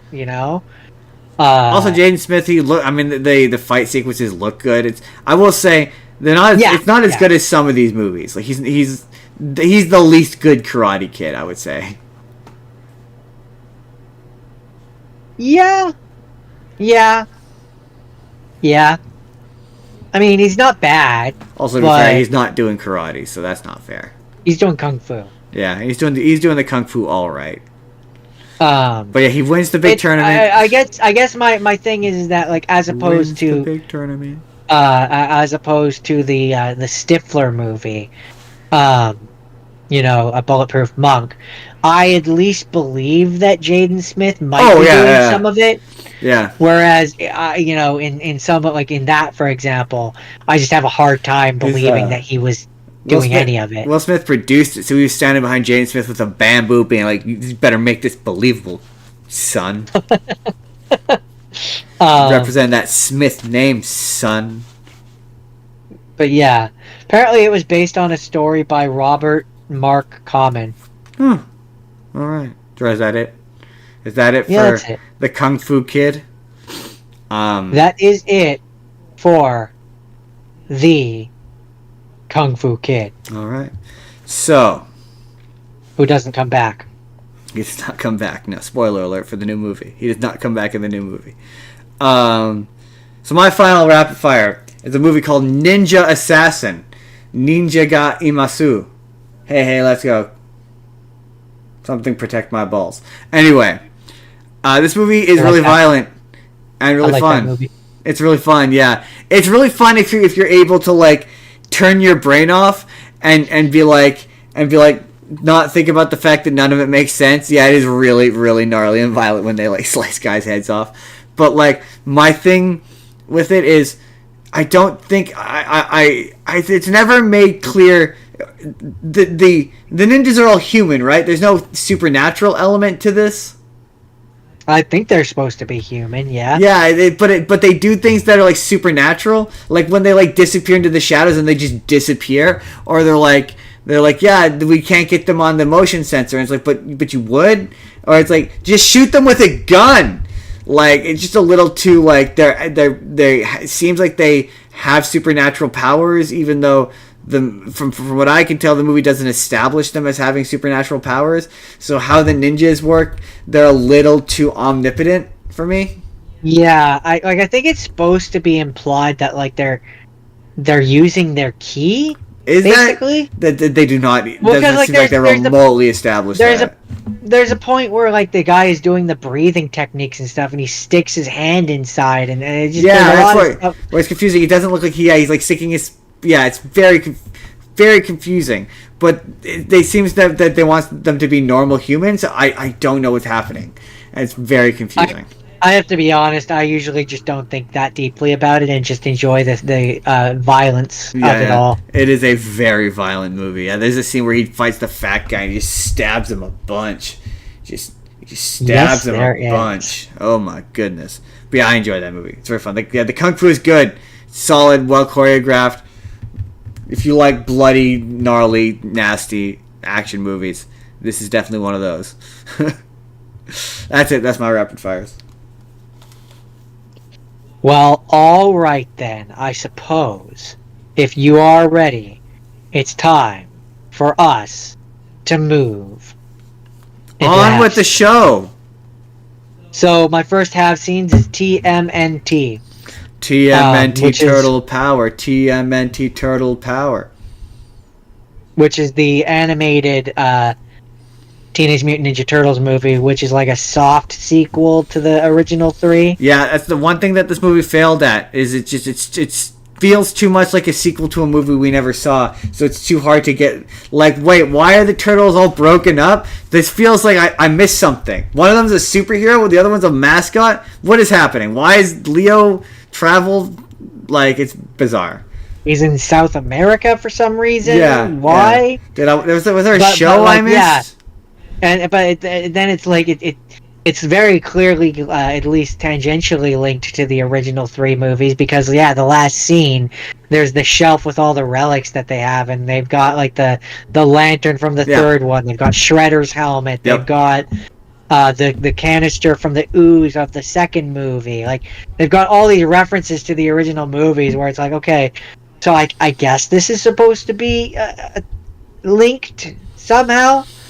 I guess. But also I never realized, or maybe I did realize before, but I realized that the wealthy guy, the king or whatever, he's Patrick Stewart. Like what wealthy guy? Patrick Stewart. The guy that April works for. The bad guy. Yeah, he's Patrick Stewart. Yeah, I knew that. Yeah. Sorry, it took me a second. I knew that. And Casey Jones is Chris Evans. Yeah, there was a when that April O'Neil is Sarah Michelle Gellar. There was a period of time where what became the Michael Bay Turtle movies, they were going to make a live action one, and Chris Evans was going to be him in live action. Well, there was a few sequels. Hold on, let's go down to that section so I can talk about them. In 2007, he had mentioned that he wanted to do a potential sequel. The second one, he had planned a trilogy. The second one would have loosely adapted the Turtles' 13-part comic book saga, City at War. Michelangelo would have felt rejected and joined the Foot Clan, while the Turtles would have traveled to Japan and would have crossed paths with Karai and Shredder. TMNT 3 would have featured the Triceratons as well as the Technodome's arrival from Dimension X. Technodrome. And Monroe. That's what I said. You said Technodome. No, I didn't. I said Technodrome. Anyways, Monroe wanted Michael Clark Duncan to voice the Triceratons leader, Commander Mozar, and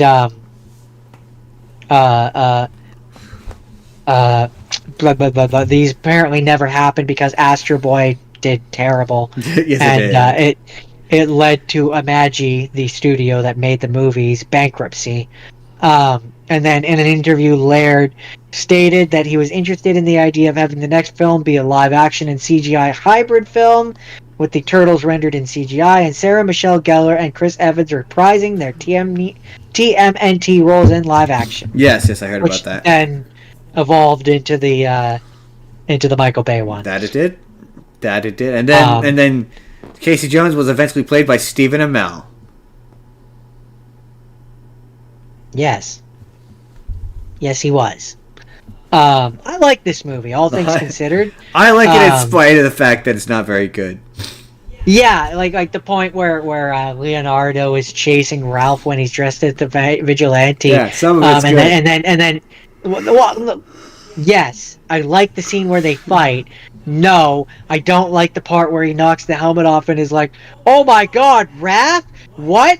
The vigilante who was dressed in a turtle-shaped outfit and who had like 3 fingers and looked like us? The fact that the person I can't believe it and was awake only at nighttime, that is shocking to me. That part is the one part where I'm like, really? You're smarter than that, man. Right? You went to like Brazil or whatever to like train. Surely you have better senses than that. Right? Like that's my one real thing with it is I'm like, no. But other than that, it's fun. Also, yeah, you're right. Again, it does feel like a sequel to a movie we never got because it's a sequel to 3 movies we got. Yeah, but not like that's my thing. To be a sequel. They needed to like make it more obvious that that's what it was. Yeah. And then it would have I think probably been stronger. But overall, I like it. It's fine.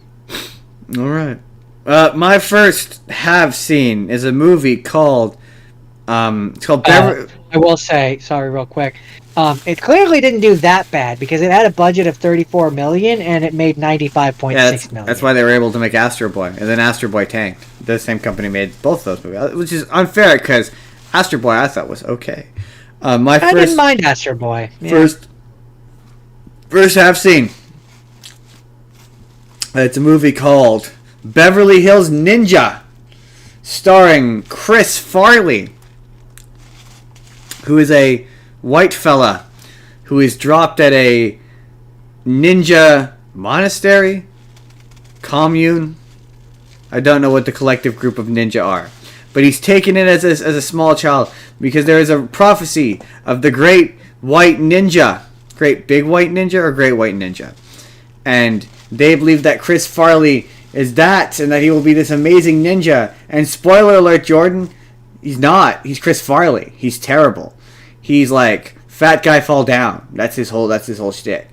And while the other ninjas are out doing a ninja mission, he is back at the ninja because he's bad and he's clumsy and he fucks up everything. So his ninja dad's like, stay back. And he runs into this woman who pays him to follow her, what seems to be her boyfriend.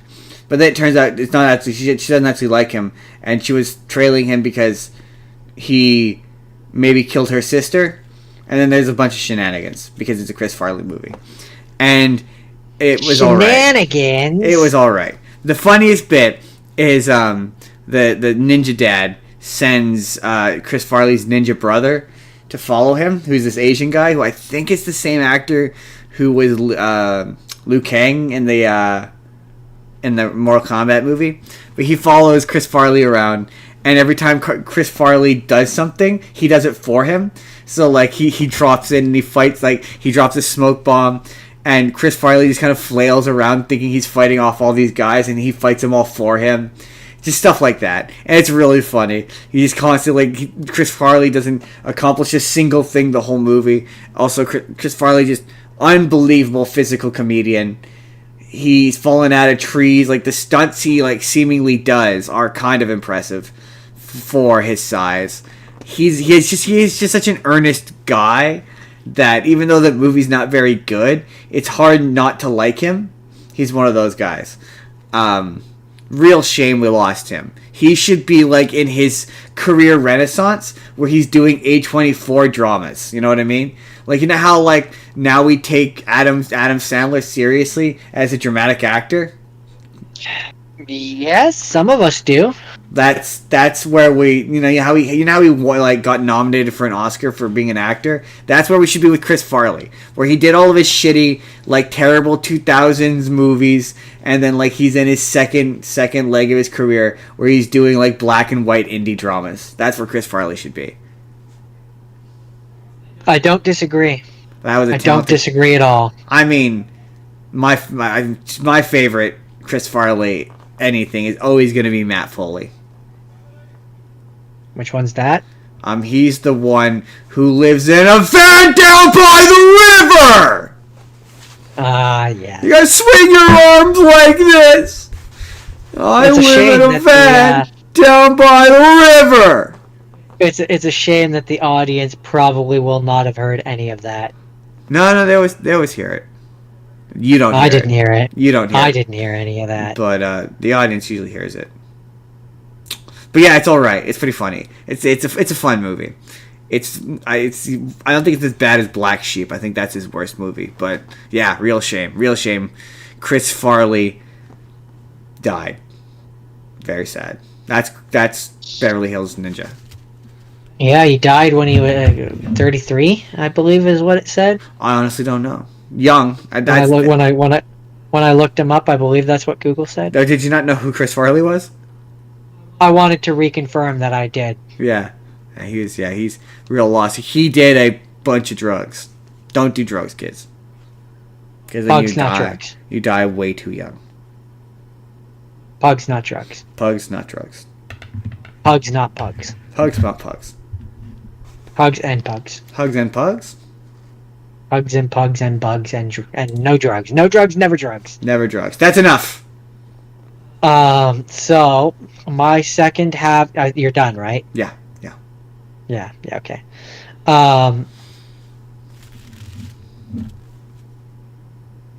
Okay. Sorry. Party of Broadway World podcast says, I just got back from seeing Lilo and Stitch. It was just okay. It's just there. Jake is completely right in what he said to me. I mean, yeah, Jake did say that. He said it exists. That was his review of that movie. It exists.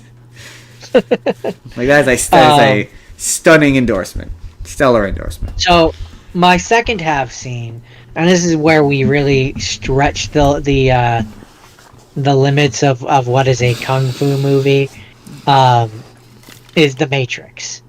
Hey, he does kung fu. He knows kung fu. He does not. He doesn't just know kung fu. He does kung fu. It counts. He does a whole fight with Fishburne. Fun fact about The Matrix. I always love telling this story. My aunt claims that she worked with Carrie Ann Moss, who plays Trinity, and that Trinity, Carrie Ann Moss, only got the role because, quote, she knew a little bit of karate. And so my aunt randomly... Fair, she was born, according to her work. She's from Burnaby. She's from Burnaby. She's so from it's entirely Burnaby. possible that they did know each other. And she said, yeah. The reason why I kind of believe this, yeah. Number one is Carrie Ann Moss is from Burnaby, and the store that they worked with was in a mall that's in Burnaby called Metrotown, and they worked at a store called. Well, she worked at a store in Metrotown called my aunt called Reitman's. I could not confirm whether or not she worked at Reitman's, but my aunt also took up karate randomly for summer, right around the time that The Matrix came out. Just randomly, for like a few months. Just randomly. So... I could believe it. It's a story I could believe. In an alternate universe, there's a different Trinity. There's a different Trinity. Yeah, it's my aunt.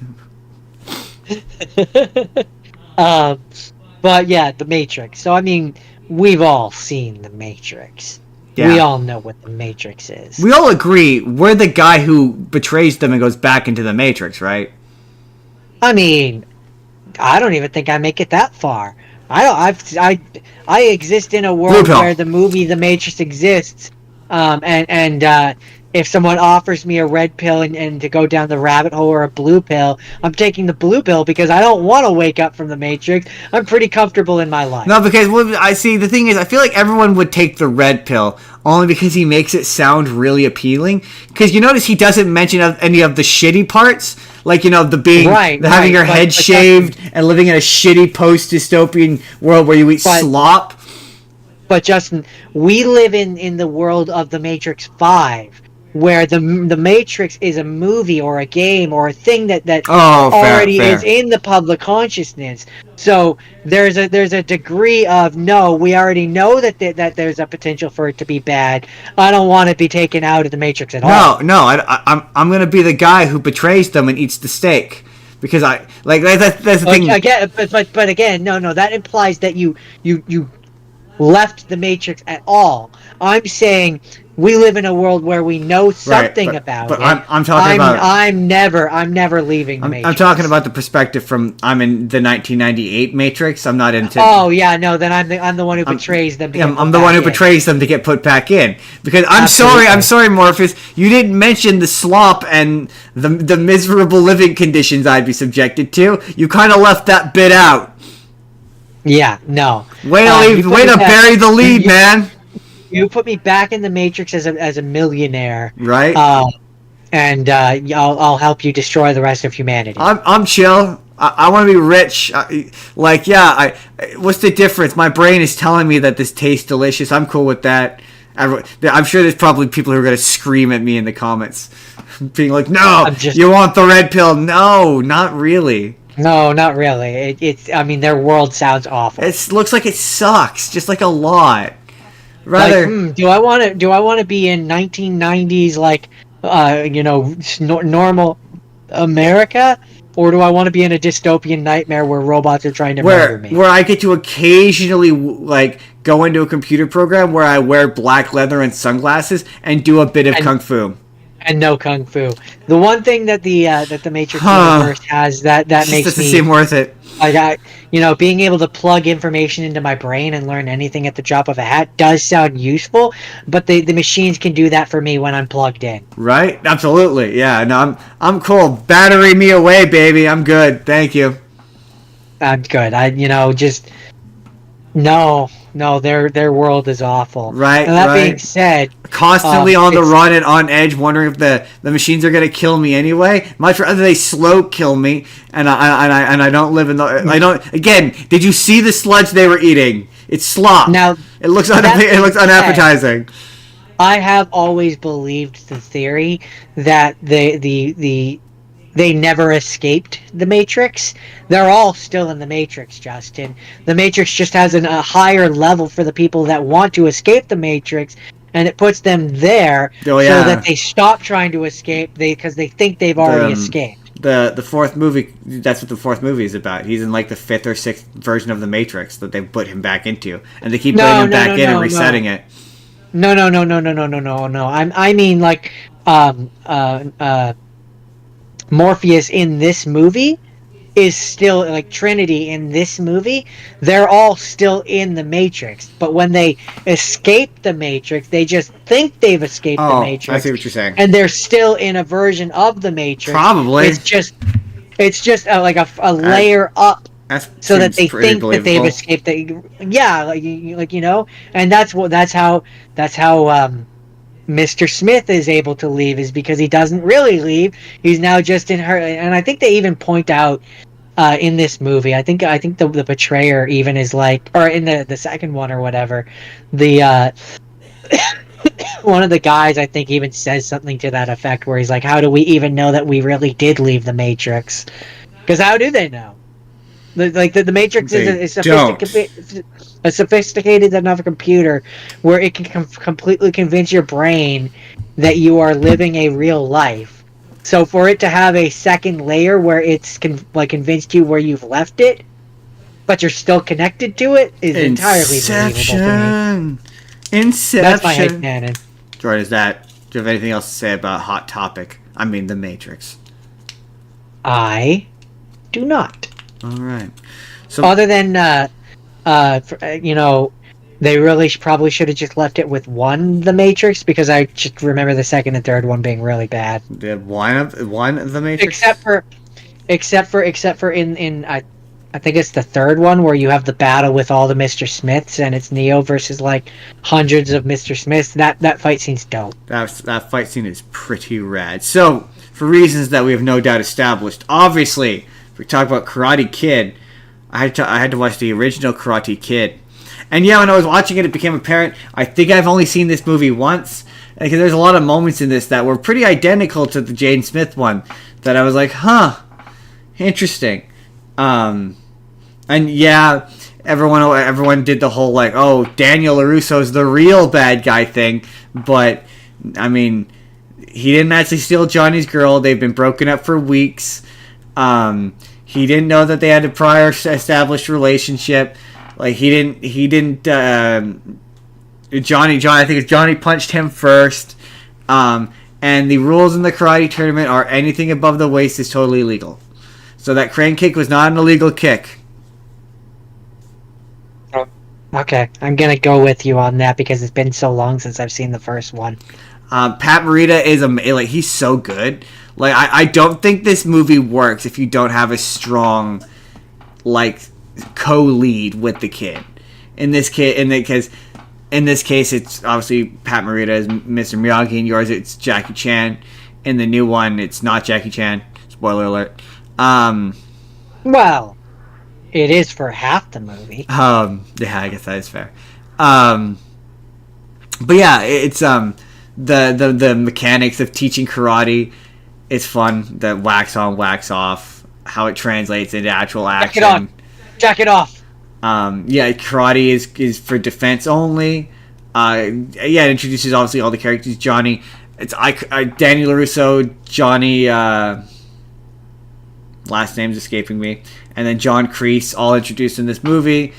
And then Johnny Body. They made two more. I didn't watch them. I've never seen the second and third one. So then that they're gonna come back later in a way.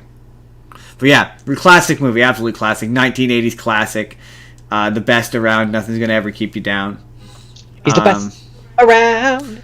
Nothing's ever gonna keep you down. Yeah, solid, loving Karate Kid. That's Karate Kid. Spazza.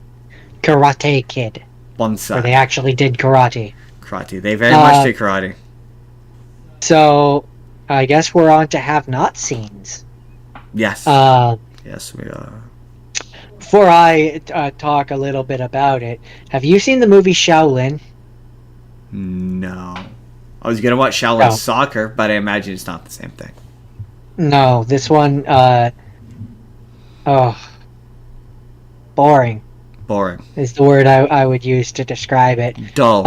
And I think that has everything to do with the fact that there's a lot of talking, and it's in Johnny Lawrence. Sorry. Go on. That was the name of the character I was trying to think of the name of. got it. There's a lot of talking, and it's in Mandarin and Cantonese. And when a movie is already a little bit boring, it makes it very hard to follow for me. Yeah. Um, I know what you mean. which I'm gonna probably catch a lot of shit for that, because this was apparently a very well received movie.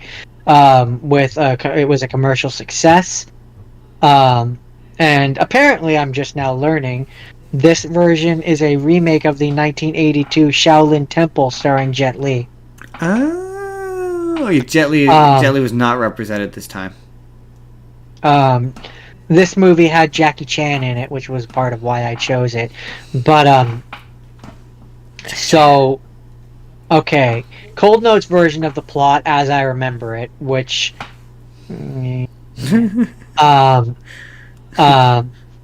so there's these two warlords, or one warlord, and they both have like a brotherhood bond with the other one, and then the one betrays the other, and kills his daughter, and his wife leaves him, and he ends up at Shaolin Temple to hide, and then he ends up training there and becoming a monk, and then time passes, and then he ends up meeting his wife again, and his wife is all like, "I like the new you more," and then the warlord, the other warlord that originally betrayed him, finds out that he's still alive and comes to attack the temple.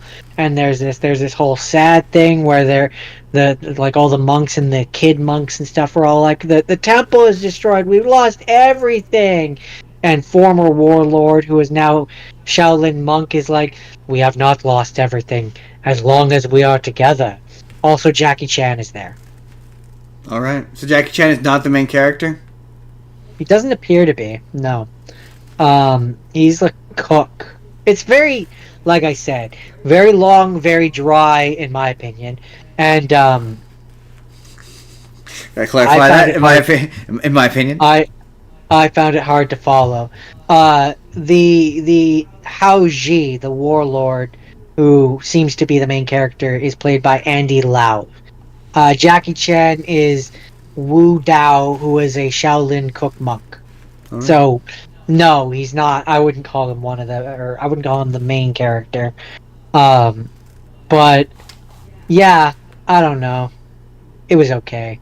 It kind of just, as I was watching this one, and finding myself a little bit burnt out by watching movies about Chinese and or Japanese monks who are going up against warlords and or bad people who want to come and destroy the temple and or place that they're living. John, that's why you got to throw a bomb in there every once in a while, and you got to get a Chris Farley in there.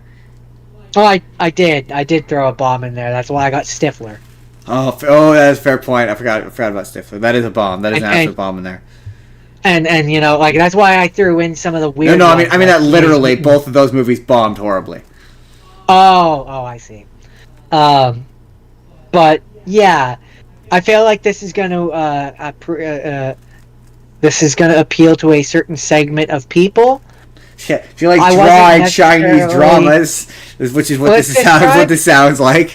It's described as a martial arts wuxia, wuxia film. Is the action at least good?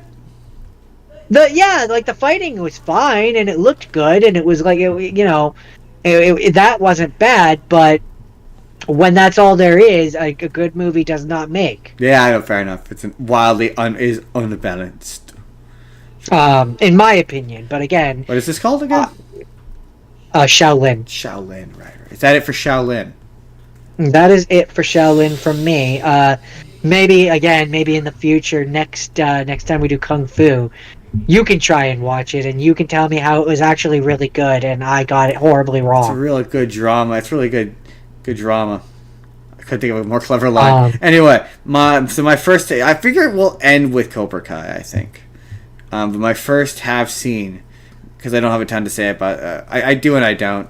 My first have not seen is I promised I would watch this movie. It's the sequel to The Raid Redemption. It is The Raid 2, and just like the previous movie, this movie is violent as fuck. There are before I get into what it's about, I do have to shout out my 3 favorite characters. A character I call the Batman, another character I call Hammer Girl, and Claw Guy, because they are violent. So this one, instead of it being kind of the last one was kind of like Dread, where it was like a group of policemen trying to invade, or try to not invade, but infiltrate a apartment building. This one is now, it takes place almost immediately after, and the cops convince the main guy from the last one to go undercover and get close to this crime boss and go work for him. And I'm maybe missed this bit, but to get the corrupt cops, because they're not trying to take down the crime boss, they're trying to get the corrupt cops. That's who they care about more. And you don't care about the story. It's not really about the story. Once again, it's about the excessively violent action sequences. And this one is even more violent than the last one. And I know that these movies are meant to be commentary on like the Indonesian government or whatever, but I just don't believe that even the most corrupt cops can get away with letting like a parade of just bodies just pile up. You know what I mean? Like, there's a point where there's a character, I affectionately call him the Batman, and that's because, Jordan, you'll never guess what he does. Beats people up with a bat? He absolutely beats people up with a bat. He beats the crap out of them with that bat, and they are some fucking phenomenal action sequences. Holy shit. They're so good. They're well choreographed. They're well shot. Everything's stable. They're brutal. When he cracks people with that baseball bat, it is unpleasant sounding. There's another girl who I call her Hammer Girl, and she hits people with hammers. She's got 2 hammers, and she like bashes them in the face with the one hammer, and then like stabs them in the face with the back half of the hammer. And she's just like tearing people's faces apart, and it is brutal. But at one point, there's a bunch of just corpses. And I'm like, I feel like even the shittiest, dirtiest cop can't get away with letting bodies just pile up. And yet, they did. But like, yeah, if you like a well-constructed, and to be fair, I watched the dub. Now, this dub was actually okay. Like, they did a decent job of matching the energy. The lip flaps match up okay, but there's a weird scene where it looks like the guy is speaking English. Like, his lip flaps are moving directly, so I don't know if he's still being dubbed over or what that is in Indonesian. I don't know what language they speak in Indonesia. But in the original language version, if he's speaking in English there, but it looked like his lip flaps were matching up. It was very weird. But yeah, it's kind of like Ninja Assassin, where it's like, if you like just a nasty, bloody, like, violent action movie, which I know you do, then absolutely. Oh yeah. This is totally your bag. Like, it is a gnarly movie, and it's really well made. I definitely get when people are like, that bat sequence is one of the greatest action sequences ever choreographed, and I do not disagree. There's a bit where the guy shows up, I think he's got a machete or something, and he's just fighting them all off with one hand, and it's well made, and it's kind of the point where like, I've been watching so much Cobra Kai, and like, karate is for defense, and it's like, not all of these martial arts are for defense. This is very much Right. to hurt people. The guy, like, I just enjoyed at a certain point, this guy had no moral qualms about loss of life. He was just like, I will kill everybody and anyone in my way. I don't care. It's rad. Super rad. That's Is the that rating. all you have to say about that one? I do. It is. Okay. So, it's time for my final have not seen, which I saved the best for last. I did as well. As I'm known to do. I watched Ip Man 2, which, if you saw our last Kung Fu Is it better than the first one? extravaganza, I would say it's on par with the first one. Oh, that's high praise. Um, Now, many sequels don't make it up in the second one, you know. It feels okay. It feels like more, and this is either going to be praise or discouragement, depending on who you are. But it really truly does just feel like a continuation of the first one. Yeah. So like had this come out, when did this come out? This came out in 2010. Had the Ip Man Chronicle, like it had the story of Ip Man been told in 2025, it probably would have been like a Netflix series where like it was split amongst a bunch of different episodes. Yeah. This just feels like the next episode, if that makes any sense. Yeah. Picked up right where the last one left off. Not quite right where it left off, but close enough. More or less. So as an aside, and this is gonna More or less. yes, this is gonna maybe seem like a random thing. How much do you know about Hong Kong? I know it was at one point a British colony. Okay, because I was gonna say I didn't. So, and that leads to an interesting point in the latter half of this movie, because basically the first point of first half of this movie is Yip and his wife and their child have recently moved to Hong Kong after the events of the last one, where there's the whole, Japanese occupation of China and him almost dying. And so in this one, they're in Hong Kong, and he's trying to set up a new dojo so that he can, be paid to do the thing that he does so well. A Mojo dojo? Yes. I'm proud of that one. Yes. You shouldn't be. I am. I'm proud of that one. I had that in the chamber. And so then he discovers that in order to be a master, be recognized as a master in the city of Hong Kong, he has to first go through the challenge of beating a guy up. Basically. Beating multiple guys up. Basically he has to. They have a stick of incense, and he has to stay on top of. They set up like a table, which is supposed to be like the ring or whatever. And there's a table, and there's a bunch of chairs, and then there's other tables, and you basically have to stay up on top of it for as long as the incense burns or the other masters of the city wish to continue to fight. And so he has to fight a bunch of the masters and stuff, and ultimately they recognize him as a grandmaster as well, and then he is allowed to train, and they want him to pay like $100 or 100 yen or whatever it is, £100 I guess, because it was a British colony, a month to be able to keep his gym open, and he's like, I won't do that, basically. And so he has a rivalry with the other gyms at first, and then slowly over the course of the movie he becomes friends with most of them, and then the second half of the movie he beats someone up. Yeah, we'll get there. Okay. The second half of this movie, and this is where I say you either like that it's that it follows kind of a similar thing to the first one, or you don't, because in the first one, the second half of the movie is he beats someone up. Shut up. Stop interrupting.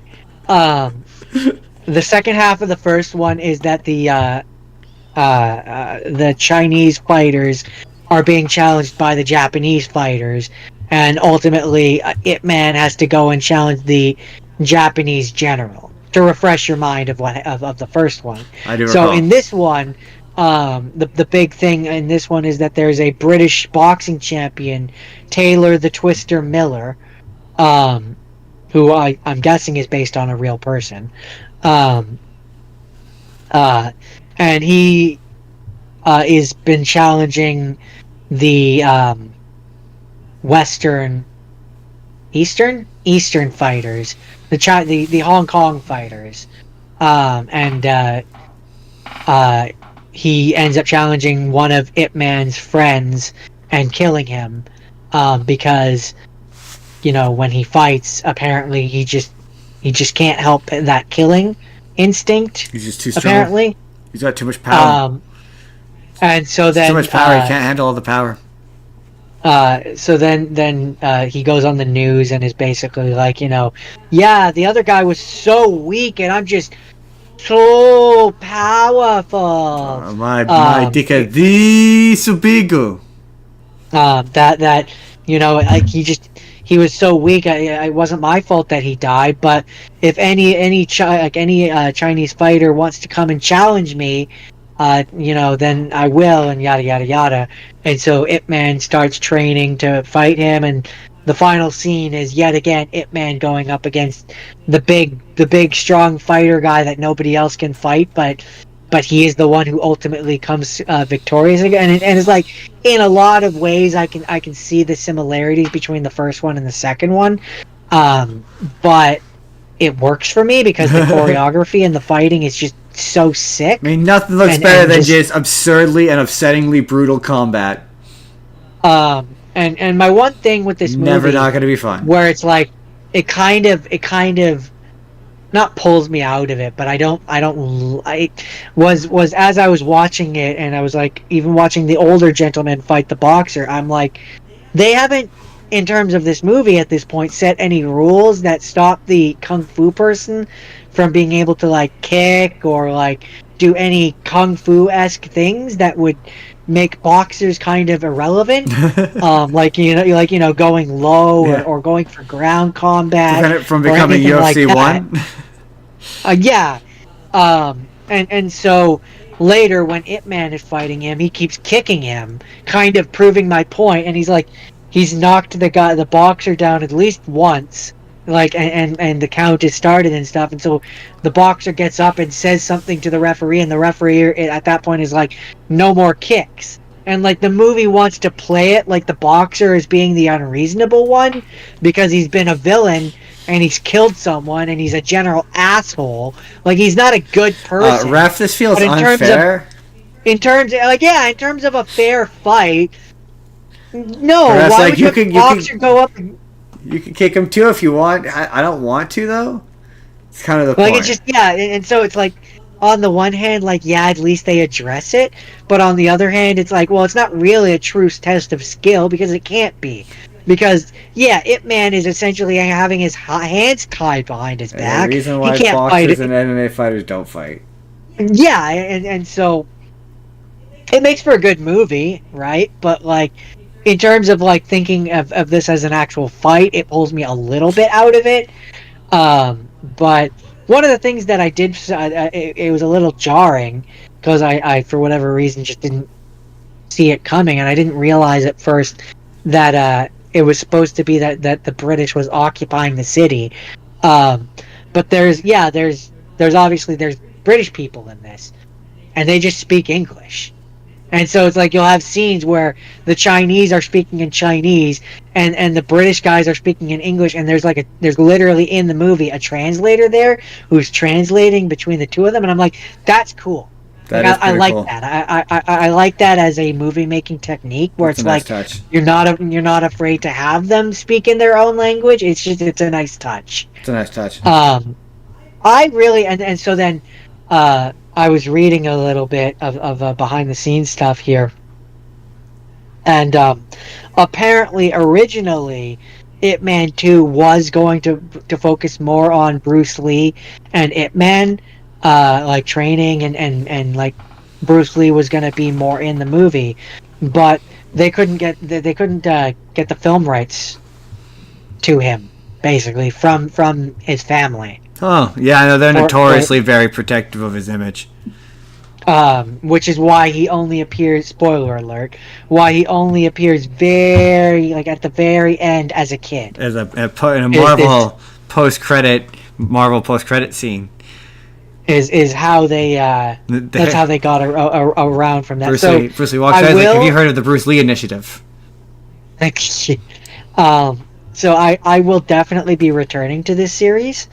I want to see the third one because, yeah, at the end credits they have the little, the text information thing where they tell you about stuff, and like they talk about Bruce Lee and how he comes back at 16 to train with Ip Man and how he's integrated a lot of Ip Man's style into his own, and like give you all this little background stuff. So I'm like, for the third one, like they've shown Bruce Lee here, right? Like they've got to like have him in there somehow, right? Like it's got to be where the third one leads, because from what I understand, there's like 5 of these things. Yeah, all equally. To be fair, they get progressively more straight to DVD as they go on, to my knowledge.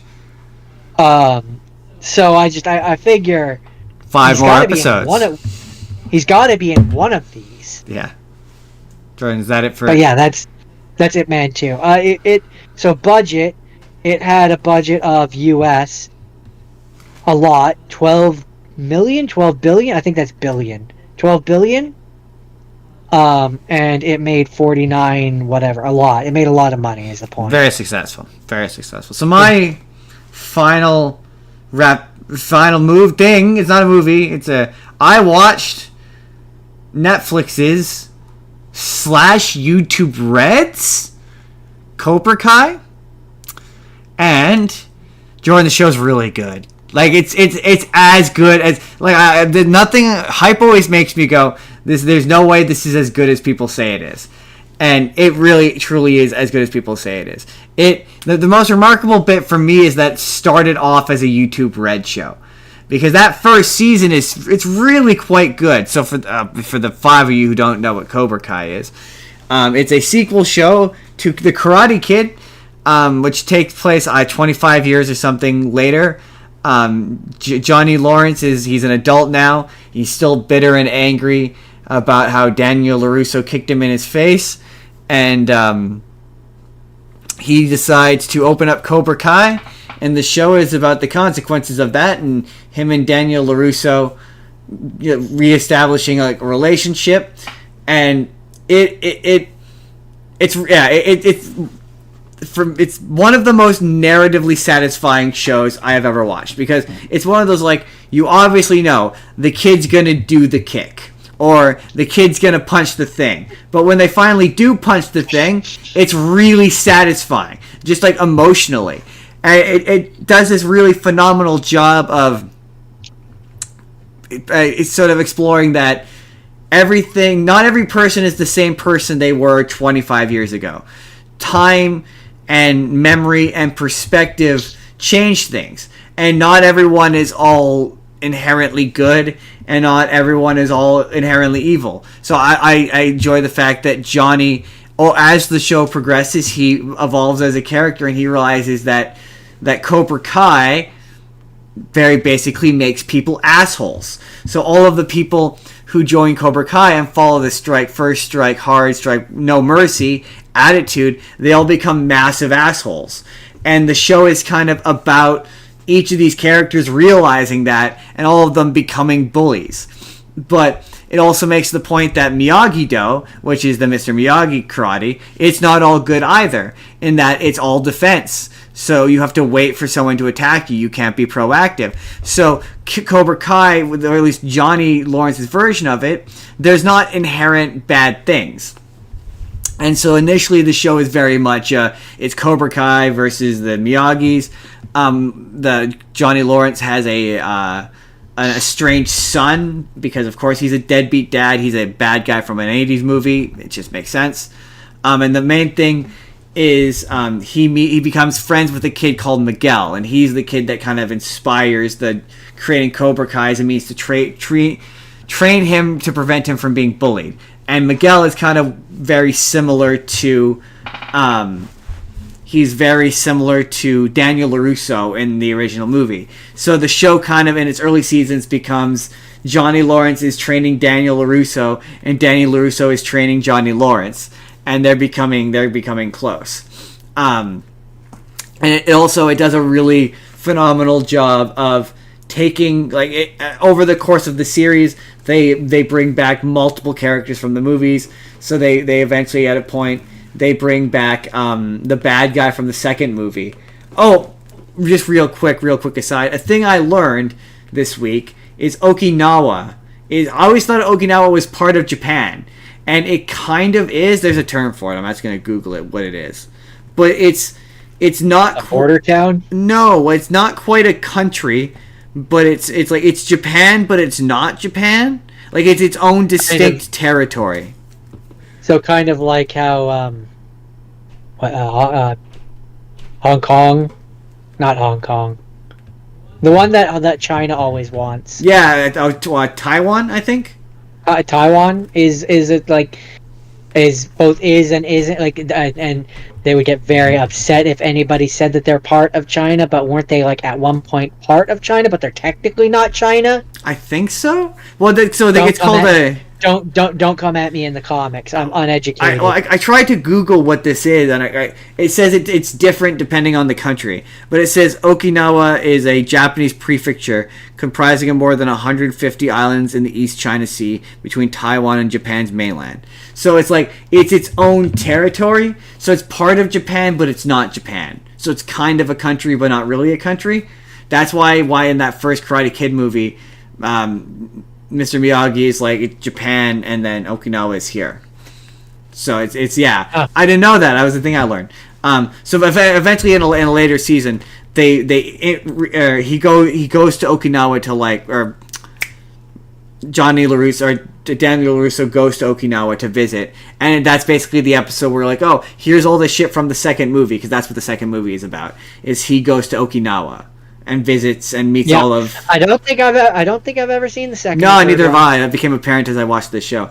But he runs into the bad guy from the second movie, who is also a student of Miyagi-Do, and he's the entire episode he's acting like he's mean and a jerk, and he takes Daniel LaRusso into the woods, and he teaches him this alternate version of Miyagi-Do, which is basically like a proactive, aggressive version, which allows him to tap pressure points and disable his opponents. And he hits him with all these moves, and he's about to karate chop him in the face, and then he honks his nose. And he's like, I got you. You believe me so much. I had you right in the palm of my eye. And they end up becoming friends. And the guy reveals that after Daniel LaRusso beat him in this match or whatever, he went on to have great shame and rediscover himself, and now he's a good guy, and they become friends. And that's what's kind of cool about this show. It's each of these the relationships evolve, and as much as Daniel is you see two perspectives. So whenever you see it from Daniel's perspective, he's just a nice guy who he's a car salesman, which I didn't get at first, but then I realized that's because Mr. Miyagi gives him the car in the movie. Wax on, wax off. Right. And so he tends to assume the worst in people. So there's a bit later on where he goes. Is this car wash called Wax On, Wax Off Car Emporium? Because if not, that's a missed opportunity. No, but his whole bit is he chops the competition. But yeah, so when he goes and he visits one of the guys he fought, and one of the bad guys from the previous movie, he goes to attack him, and the guy's like, what's going on? He's like, yeah, man, I felt so bad for that, and I went off and I had to re-examine my life. And yeah, even John Kreese, early on, he's the bad guy from the Karate Kid movies, and they do a good job of bringing him back and making him suitably evil and intimidating. And he's training the kids to be assholes, to do the true Cobra Kai way, no mercy. And they eventually give him a tragic backstory or whatever. And later on in the season, they're giving him stuff where he's getting nice, tight, emotional stuff. And like I say, it is easily it really plays into your emotions. There's a number of times where I was like, oh my god, this is like getting me, because like these two characters have been at each other's throats for like 10 episodes, and now they're like hugging it out, and you're like, oh my god, like that this earns it narratively. Like, again, most narratively satisfying show I've ever watched, where it's like, yeah, you know this is gonna happen, you know these two characters are gonna become friends, but like when it happens, you're like, oh, this is getting me a little bit. Like, I'm getting a little misty here, and it does again really good job of taking these characters, bring back the actors who played these characters. Eventually, in the later seasons, they bring back the bad guy from Karate Kid 3, and he's now the main bad guy of the season. And like, yeah, he is sufficiently, he's a different kind of bad guy, whereas Kreese is more aggressive and angry and in your face. Silver is a bit more conniving and a bit smart. He tricks Daniel's wife into getting mad at him. Yeah, and it's just a really well acted, well performed William Zabka. Like, for a guy who played like a one-off character villain from a 1980s like karate movie, is like giving it his all. It's well choreographed. Most of the fights look good. The only fight that doesn't look good, any of the stuff involving Kreese, kind of made me go, where I'm like I didn't think Kreese really needed a tragic backstory, but it ends up paying off. Like, that's the thing, is like it ends up paying off in like a beautifully, I don't know the actor who plays Kreese, but there's a beautifully acted scene. There's a really cool scene later on where he's hallucinating all of the people who have affected him in his life, and it's really well performed. Again, the stuff with Silver is really well done. Chosen is like so good. It's like, yeah, these were like just one-off, like, you know, they're bad guys from like some 80s movie, and here they are getting full, satisfying character arcs. Johnny, as he goes on, he eventually develops a relationship with the kid he's mentoring's mother, and he kind of really he starts to embrace. He develops a connection with her. No, yeah, they wind up together, like they're full bore couple. She at the point I'm at, because I didn't get to finish the whole series. I'm still in season 6, but in season 6 they haven't gotten married, but she's having his kid, and he's reconciled. She is. He's reconciled with the son, and he's rebuilt his life. And him and, like I say, the third season, it kind of they get taken down. Kreese steals the dojo from Johnny, and it seems like everything is down, and you know it's building towards Johnny Lawrence and Daniel LaRusso are gonna finally team up. And when they do team up, it's so fucking satisfying. You're like, oh my god, this is like 25 years in the making. Like, when they finally shake it out and admit that they're friends. And there's a point later on where he shows up and Daniel says something, and he starts to get all offended and act like regular Johnny Lawrence, and Daniel LaRusso starts to get like defensive. He's like, nah, I'm just fucking with you, basically, like, I'm just screwing with you. And they have a really that's kind of how you saw basically what they're like at the end of the new Karate Kid movie. That's what they're like by the end of the show. Like, they have a really whoa spoilers. They have a really fun relationship. That's really fun and really fun. All of them do. And yeah, it's about like discovering that people can change and people can grow and people can evolve, and you're not your worst moment in your life. You are more than the worst moment in your life, and it's really effective. It's funny because I was telling you about there's a character I can't fucking stand, and that's Stingray. Stingray, for most of it, is just, he's awful. He's an adult character. Basically, he's a character that Johnny meets early on. He works at like a Rona, and he shows up at the dojo looking to be trained, and Johnny's like, I only train. Yeah, he's Dwight Schrute from The Office, who goes to the dojo and trains under the adult with all the rest of the children, and is a weirdo. Yeah, so he could beat up kids. Yeah, it's super fucking weird, and like he hangs out with them for most of, I think it's season 1 and 2. And he's just around, and it's super creepy because he's an adult. He's a grown adult. It's really weird. There's a moment later on, and none of the kids seem to find it weird, which makes it more weird. But there's a bit, I can't remember what season it's in, where he shows up. No, Justin. Kids are stupid. It's not weird that kids wouldn't find it weird. It's weird that the adults around the kids don't find it weird. I mean, Johnny's just taking his money. But there's a point where he shows up and he's now changed. He's developed, because the whole bit is when these people join Karate Kid. The whole mantra is don't be a pussy. And so all of the kids develop these aggro personalities. Like the one guy who he's like, his name is Eli Moskowitz, and he's like this real nerd. Eli. Oh, Eli. Eli Moskowitz. I thought you said Eli Muskovich, so I was like Elon Musk. He like gets a mohawk and a back tattoo, and he develops this persona called Hawk, and he just becomes this psychopath who at one point he breaks one of his friend's arms, and one of the other characters' name is Dimitri, and he's just this, like, he complains about everything. Like, he tries to go to Cobra Kai and he just doesn't blend in because he's like, he just complains about everything, and everything is difficult. And so eventually he gets beaten up by Hawk, and he goes to Miyagi-Do, and he's not succeeding. Like, Daniel tries to impart the funniest bit is when he's teaching what's his face, Johnny's son, how to do Miyagi-Do, and he's doing the whole wax on wax off paint in the fence shit.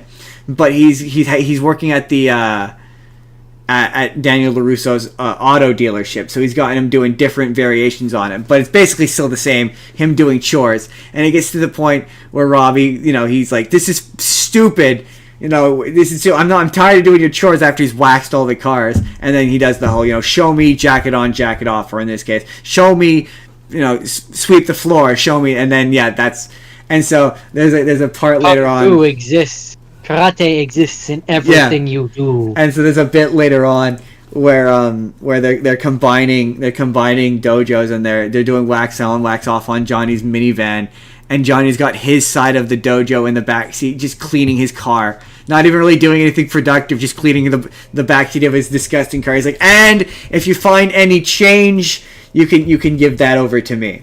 But yeah, Dimitri, he sucks. He's annoying. He's obnoxious.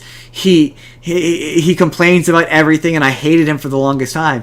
So when he finally wheels around and kicks Hawk, blocks his attacks, and wheels around and kicks him into a case, it's really satisfying, because you're like, oh my god, Dimitri, yes! Like, you've worked at this for so long. Like, oh my god, this is so satisfying that he's finally able to do this. And it's just, every time they finally get to a moment where it's like, something satisfying happens, it's really extra satisfying because they've really been working at it. It's really cool. Trying to think, is there anything else? Oh, Stingray. So Stingray, he at one point in the early seasons, he shows up at their party, and is like, he's with a girl. He's got a girl on. He eventually develops his Cobra Kai persona, which is Stingray, and he shows up at the kids' party with a girl on his arm, and the girl's like, I thought you said we were gonna go party with your friends. And he's like, these are my friends, and they're all kids, and it's weird. And he's drinking with them, and then at a point, obviously it's a teenage party in an 80s style show. The cops show up, and he gets stuck. It's like, dude, you need to, like, get the fuck out of here. Like, if they get busted, it's bad. If you get busted, it's a felony. Like, you're partying with minors. You're providing alcohol. Like, it doesn't matter if you're not the one who provided alcohol to minors. If you're there and there's alcohol in minors, you'll get charged with providing alcohol to minors. That is a felony. You need to get out of here. What are you doing?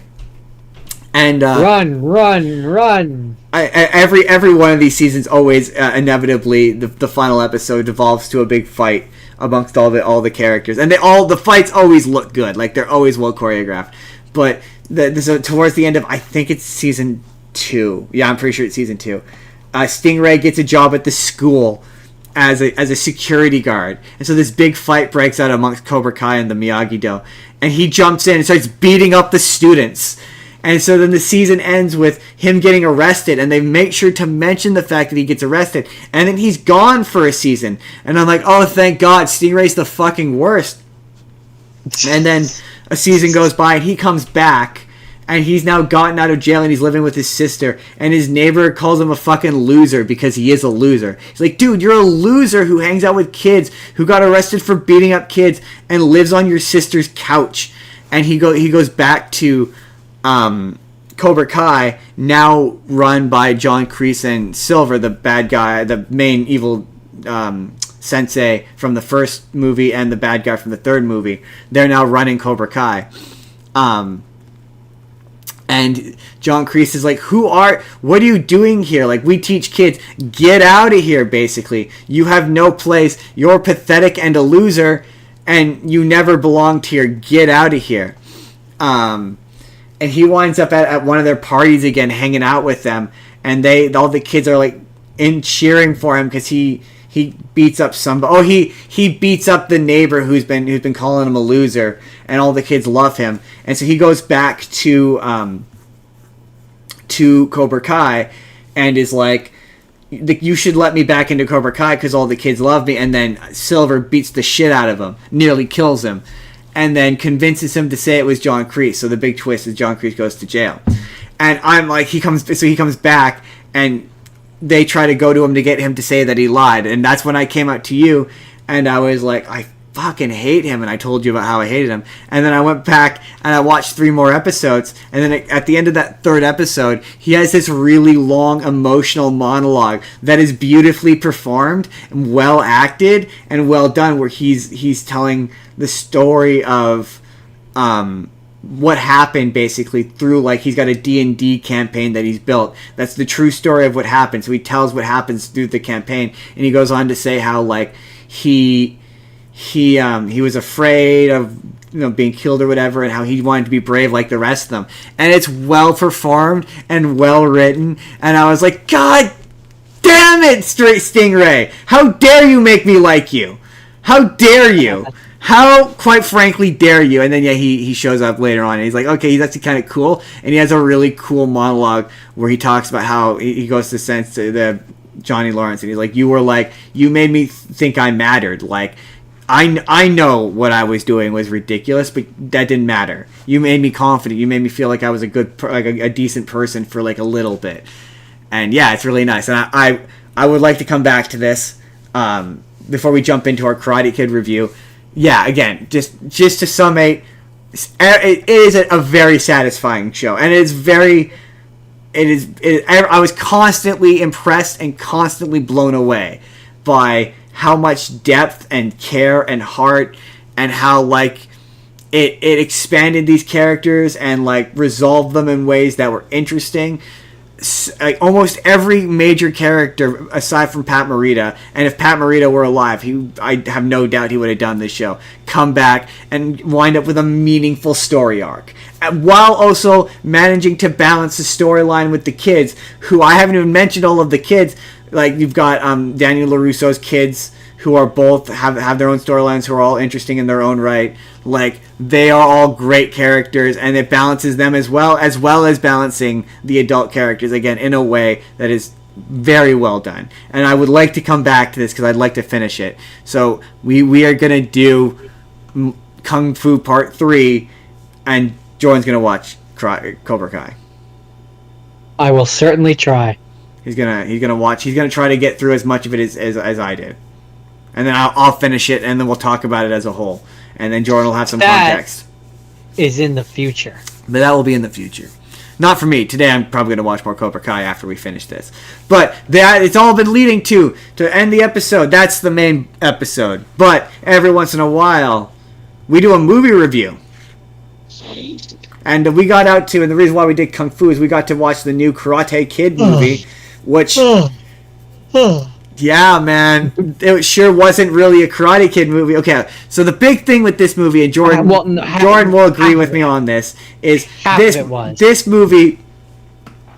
So this movie's a mess. This movie felt like it was an entirely separate movie that. It feels like it was 2 movies that were smushed together. It feels like it was an entirely separate movie that they tossed Karate Kid onto it because. For whatever reason, so the big. Okay, I guess we'll start at the beginning. Jackie Chan is back as Mr. Han, and he owns a karate school, and he's got a nephew, and his mom moves him to New York. That's the connection to the Jaden Smith movie, and then the movie, obviously, it's a Karate Kid movie, so it's about a kid. The movie is predominantly about a kid. He's the main character. And the subversion of this one is, instead of there being a mentor figure that trains a Karate Kid, it is now a Karate Kid training an adult. So Wow. the Karate Kid, yeah. So the movie comes to a grinding halt in the middle. So the Karate Kid can just randomly train Joshua Jackson, leading to a conflict, to a fight where Joshua Jackson, he's in a boxing match and he's learned all the lessons of doing karate. And that's what this movie feels like it was initially. It feels like it's... No, Justin. He learns all the things of learning kung fu. Yeah. At that point, he doesn't know karate. True. Yeah, sorry. Joshua Jackson is learning kung fu. So then Joshua Jackson, he gets beat up in a dirty fight.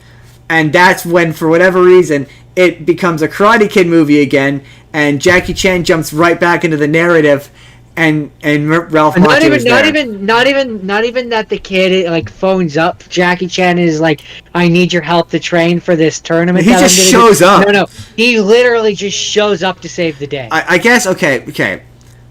To put this more succinctly, number one, the most important bit is taper your expectations on Jackie Chan and Ralph Macchio and being in this movie. If you're going into this expecting it to be a follow-up on Cobra Kai or involve Cobra Kai in any meaningful way, or any of the characters beyond Ralph Macchio to show up, it's not going to happen. This is more... Ralph Macchio is in this more of a cameo, and he doesn't really do much. He kind of has a similar conflict to what he has with Johnny Lawrence, but like in a fraction of the time and not done nearly as well. This feels like the original movie, because the movie again comes to a grinding halt, stops being a Karate Kid movie, so he can train Joshua Jackson how to do kung fu. And that's not a bad movie. That shit is good and it's fun. And the number one thing is the kid is really good. He's really charismatic. I want him to go on and do more shit.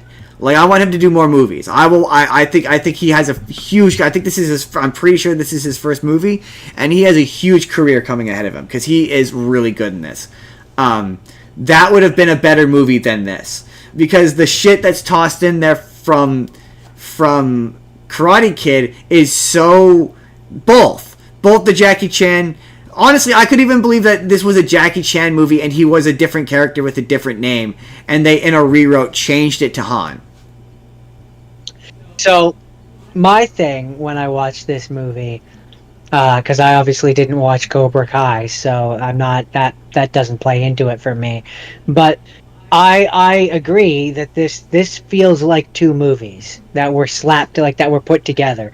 This feels like the kid teaches the adult boxer how to fight movie, where maybe in an original version of it, that was his dad. Like I always believe it's he's teaching not his dad, but he's teaching a girl's dad, because these movies need a lot of whatever. The point all of the shit with Joshua Jackson is unchanged. Is its own movie. Yeah. But I feel like they didn't feel confident enough that it would do well enough on its own, which is why they slapped the Karate Kid stuff on it. Let me finish. Because the Karate Kid stuff, to me, that feels like its own movie, which was watered down to fit into this. Absolutely, To me, there is another version of this movie where instead of the kid and his mother moving to New York, they move to California, where he becomes a student at Daniel Russo. Miyagi-Do. Where he becomes a student there, and Jackie Chan comes along and is like offended that his protege is enjoying working at Miyagi-Do more, and that's where their rivalry comes in the original incarnation of this movie. Yeah, because the thing is, you can remove both things out of this movie, and they still... So you can remove him training the dad out of this, the bully character beats him up, and he has to learn karate, right? Everything in the third act is contrived to set up the third act. So the dad gets beat up specifically, and it's funny because it ends with him joining a karate tournament. Spoiler alert: he wins the karate tournament. But the karate tournament itself is stupid. We were laughing at it because it doesn't make any sense. It's a street tournament. They were clearly bored with the idea of it just being a regular karate tournament. So for some reason, it's a street tournament that is also televised that people watch. Yeah, there's a commentator. Like it doesn't. They never say how much money you. No. You said they said 50 grand. They said 50 grand. And I did come to realize, how we were like, why do they fight in the different locations? I came to realize, I'm pretty sure why that is. Each of the different locations that they're fighting in is in one of the 5 boroughs. Oh, probably, yeah. But there's no... Also, all of a sudden, there's weird graphics all over that don't match the aesthetic of the movie whatsoever. So that's what I'm saying. That shit... The movie was him training the dad, and that fight where the dad loses, that was the end of the movie. That was the climax. And they've added this third act, this new second half on there, on a rewrite, and they've jammed Jackie Chan and Ralph Macchio on there because they've jammed Karate Kid into it, essentially. Basically. No, because I fully believe that Jackie Chan was probably always involved in this. But yes, they've jammed... they've jammed Karate Kid, yeah. But that's why they jam Karate Kid in. But I don't just think Karate Kid generally. I think Ralph Macchio specifically has been jammed into this. Like I think this could have been. I think more just Karate Kid was jammed in, and then they were like, "Hey, you've been doing Cobra Kai for all this time. Do you mind just popping in for this one?" Like I don't think they made the changes specifically to shove him in. I think he just got shoved in because of the changes. No. But what I'm saying is I think that this probably was at some juncture just involved Jackie Chan, and the loose reference to this being a Karate Kid thing was the jacket on, jacket off, and that was it. And then on a subsequent rewrite, a final rewrite, that's when the Ralph Macchio, he was the last thing jammed into this, because he has been jammed into this. He's not in this organically whatsoever. Jackie Chan, out of nowhere, leaves the movie to be like, oh yeah, I know that Ralph Macchio has existed this whole time, and I know who you were, and I know exactly where you live, and just shows up at his house and is like, and recruits him like Nick Fury style. We need to recruit you to the Karate Kid Vengers. That feels like a rewrite to force him into it. Like again, I mean, everything feels like a rewrite. Jackie Chan coming back in the second half feels like a rewrite. Like my whole thing is that even the beginning parts where he's learning at the Han's school feel like rewrites. It feels like a rewrite. It feels like in the original version it was just a generic school. Oh, for sure. It wasn't specifically a Han school. It was a generic school.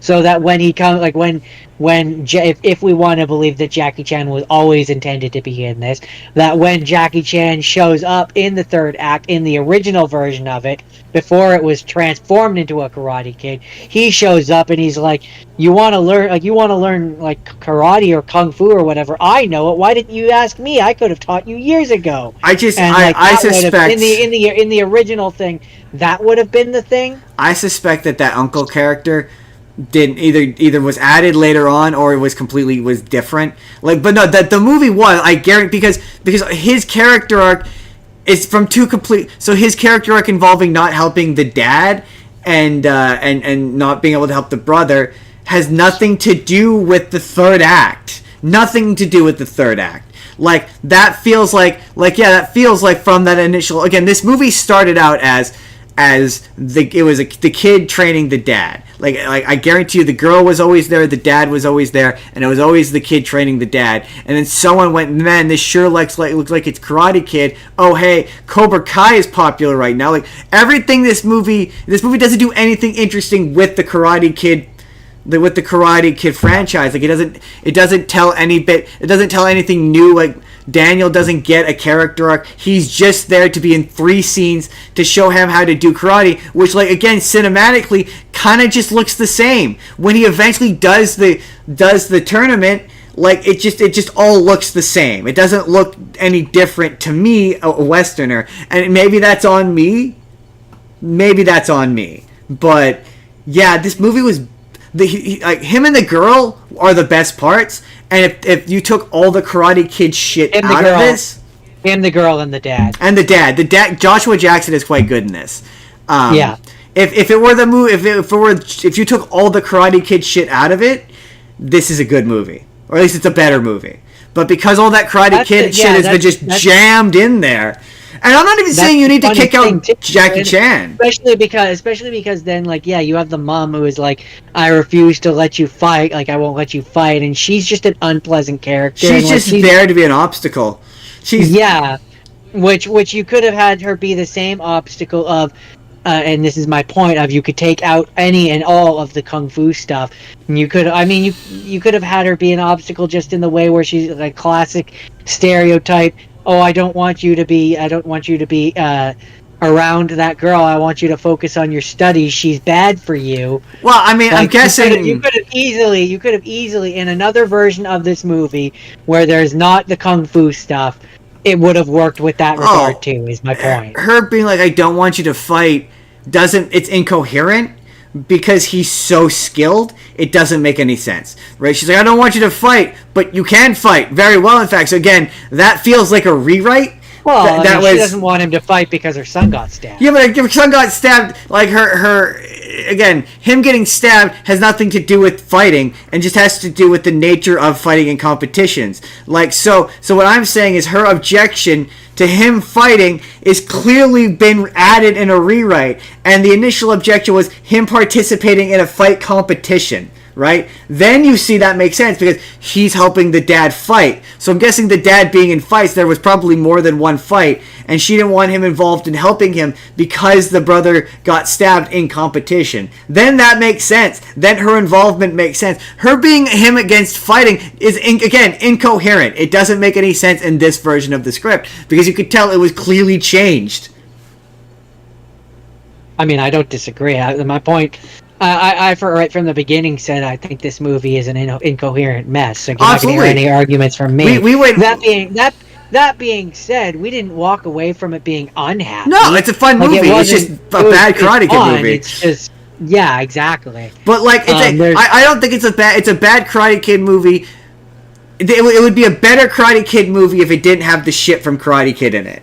Like, if you wanted to be like, it's a subversion. The subversion doesn't work because Jackie Chan and Ralph Macchio show up and it just becomes Karate Kid. Like, this would be more interesting, yes, if it was a subversion, if it was a, and if it was from a point of the Joshua Jackson character wasn't a boxer and he was getting hassled. I was gonna say, I think it would have worked better for me if we had like the first half of the movie is the kid training the dad, right? And the dad goes and does the boxing thing and like maybe loses and puts himself further in debt. But like there's one final boxing no, because that's what the movie we already have. Let me finish. One final like a boxing match or fighting match or whatever. But instead of it being the kid who does it, it's still the dad. And the kid has to call in Jackie Chan and then Jackie Chan and if you want to bring in the Russo, then okay, but I would have left him out. But like he phones in Jackie Chan and the kid have to train the dad. And yes, that's the point of it. Yes. Yeah, that subverts the idea of the Karate Kid. Now, I mean, I guarantee you again. Well, I'm split on it because the way this reads, it reads that Jackie Chan wasn't in this and he got added and that's when it became a Karate Kid thing. But it's believable that he was involved in this and he was just a minor character. And then they decided, they went, oh, this looks like Karate Kid. This reeks of a script that got doctored into a Karate Kid movie. It does. I agree. But yeah, it's hard. It's one of those movies that makes me go like just functionally and objectively, it's a bad movie. I was having a better time when it wasn't a Karate Kid movie, is what I will say. Like I mean that's when I was having the most fun. The kid and the girl together, they're cute together. And like, the dad, really the dynamic between the three of them. Yeah, that's fun. When the dad and the girl left, and Jackie Chan and Ralph Macchio came in, and they were doing shit that. This is now a completely different movie and it's not working. Yeah. And they haven't spent any time. He just kind of shows. Yeah. Then it becomes a bad movie. And the karate tournament is incoherent. It doesn't make any sense. And it just, that's when it becomes a bad movie. it really just comes across like it's two movies that got smushed into one. Well, I mean, I don't think it's two movies that smashed into one. I think it was one movie. I mean, I don't think the Karate Ship was its own movie. I think that it was just inserted. It was just inserted into this. Would you prefer? It's a movie which could be two. Should be two movies. Could be. Yeah. Is able to be two separate movies and would be stronger if it was. It feels like in order to head off the past that this is just like Karate Kid, they forced it into being a Karate Kid movie, and it's worse off for it. The worst part about this new Karate Kid movie is the Karate Kid stuff. I think that's the title of the YouTube video. I mean, yeah, or that's the log line. Is this really Karate Kid?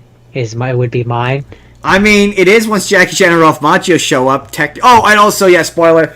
No, like I said, no characters from Cobra Kai show up in this, other than William Zabka shows up for what the internet called a post-credit scene, but is before the credits, which was funny. Him deciding a pizza name for Miyagi-Do. It's a funny gag.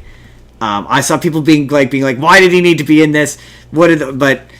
I saw what did he need to be in this to resolve? I think maybe they were talking about Daniel LaRusso, but it's a fun William Zabka cameo. It's very funny. I'm curious though. He mentions their new business venture, so I'm wondering how if it does tie into the end of Cobra Kai. I will find out. But yeah, Cobra Kai did everything this movie wants to do, but more interesting and better, and more well made. And the fighting was better. I don't really have much else to say about this one. No. That's where, it's funny that you say, in terms of the characters, which of the Karate Kids is the best version. And, I like the character, and this is where He never whines or complains about anything. Doesn't cry. That's where I was going to say. I both do and don't agree with your sentiment. I agree that this version, this character, is better, but not the Karate Kid parts. No, that's what I'm saying. If you took out the Karate Kid parts of this, it would be a much better movie. It's a bad Karate Kid movie. But that's where I'm saying though. Earlier, you were like, when I was talking about the Jaden Smith one, you said that you think that he's the worst Karate Kid. I mean, I do. I don't agree, because the Karate Kid parts work in his movie. They don't in this movie. But what I'm saying is, if you remove this Karate Kid from the Karate Kids, then there's only technically two Karate Kids, Daniel LaRusso and him, and he's just worse than Daniel LaRusso. Sure, but by nature of the fact that he's 12. Whether the thing is that you this is a Karate Kid movie, so I have to look at him as a Karate Kid. And because the Karate Kid parts of this movie are the worst parts of this movie, it makes him not a good Karate Kid. Ergo, I argue that I think and I'm mostly playing devil's advocate. I think that the Jaden Smith, because the whole is stronger. But also, technically speaking, he does learn karate from scratch in this movie. He just does it really fast in a week. So, he's technically a Karate Kid. It is about him learning karate. So, by that metric, he is the second best Karate Kid. I mean, if we really want to be pedantic about it, Jaden Smith can't be in the running because he learns Kung Fu. Oh, he doesn't learn karate, so he's automatically the worst Karate Kid because he doesn't even learn karate. He's not even the worst Karate Kid. He's disqualified from the competition because he doesn't learn karate. No. He's allowed to participate. He just showed up and he didn't do karate. He's not allowed because he didn't learn karate. I mean, you can show up to a karate tournament not knowing karate. You're just going to get your ass kicked. All right, I suppose. Well, but can you do Kung Fu in a karate tournament? Is that allowed in the rules? I honestly have no idea. Somebody who knows karate, tell me in the comments. Somebody who's been in a karate tournament, tell us if you're allowed to use Kung Fu. If you've done a big karate tournament, tell us, could you use Kung Fu in a karate tournament? Because that will ultimately decide the question. Because otherwise, you're right. If he is allowed to, then at that point you're right. He is the student who handed in a test with no answers. He technically handed in a test. He showed up. He just gets no marks. Exactly. Also, apparently, in order to get to Okinawa, it's a 15-hour flight. All right, that's a long flight. I do not want to do that anytime soon. That's the new Karate Kid movie. Yeah, stream it. Don't waste your money at the theater. Yeah, no, I'd watch it on streaming. Watch it on streaming. It's a fun stream movie. It's not to say it's not a fun movie. It's just we're being critical because that's what we do. That's what we do for a living. We don't do it for a living. I wish we did it for a living. We You know, if you sign up for Audible and or our Patreon, then we could maybe start to think about doing it for a living. Now for next week.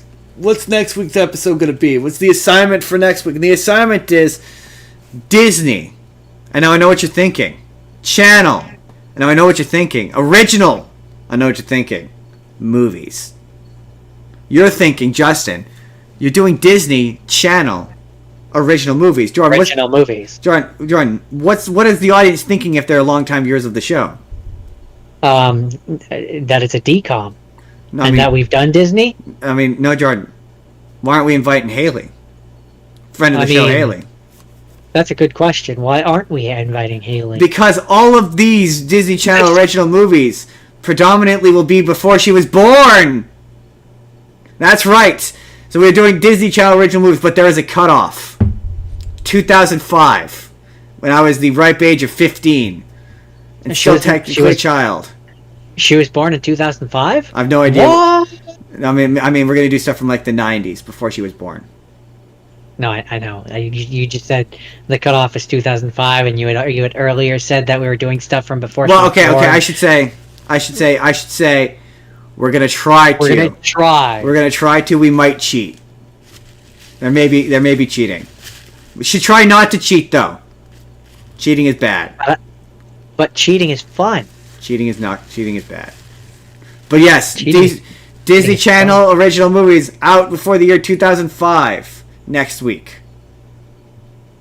Joe, where can they find you? I typically do Minecraft Mondays on Monday, where I do Minecraft, and it's Monday, and it's on my Twitch, and it's ZGore187. Also on the weekends, I'm here. I am on TikTok at Justin Spurr. Also, the show's on the TikTok, Spur of the Moment P. You can email the show, it's Justin's Business. If you have business that you want me to see, you can email me there. You can, yes, like I said before, you can join the Patreon and pay us to do this. That would be sweet. I haven't actually checked the Patreon to see if people are paying. I can't imagine they are because I haven't gotten any email notifications. But you can join the Discord. The Discord now, the link doesn't need to be updated every week, so it is constant.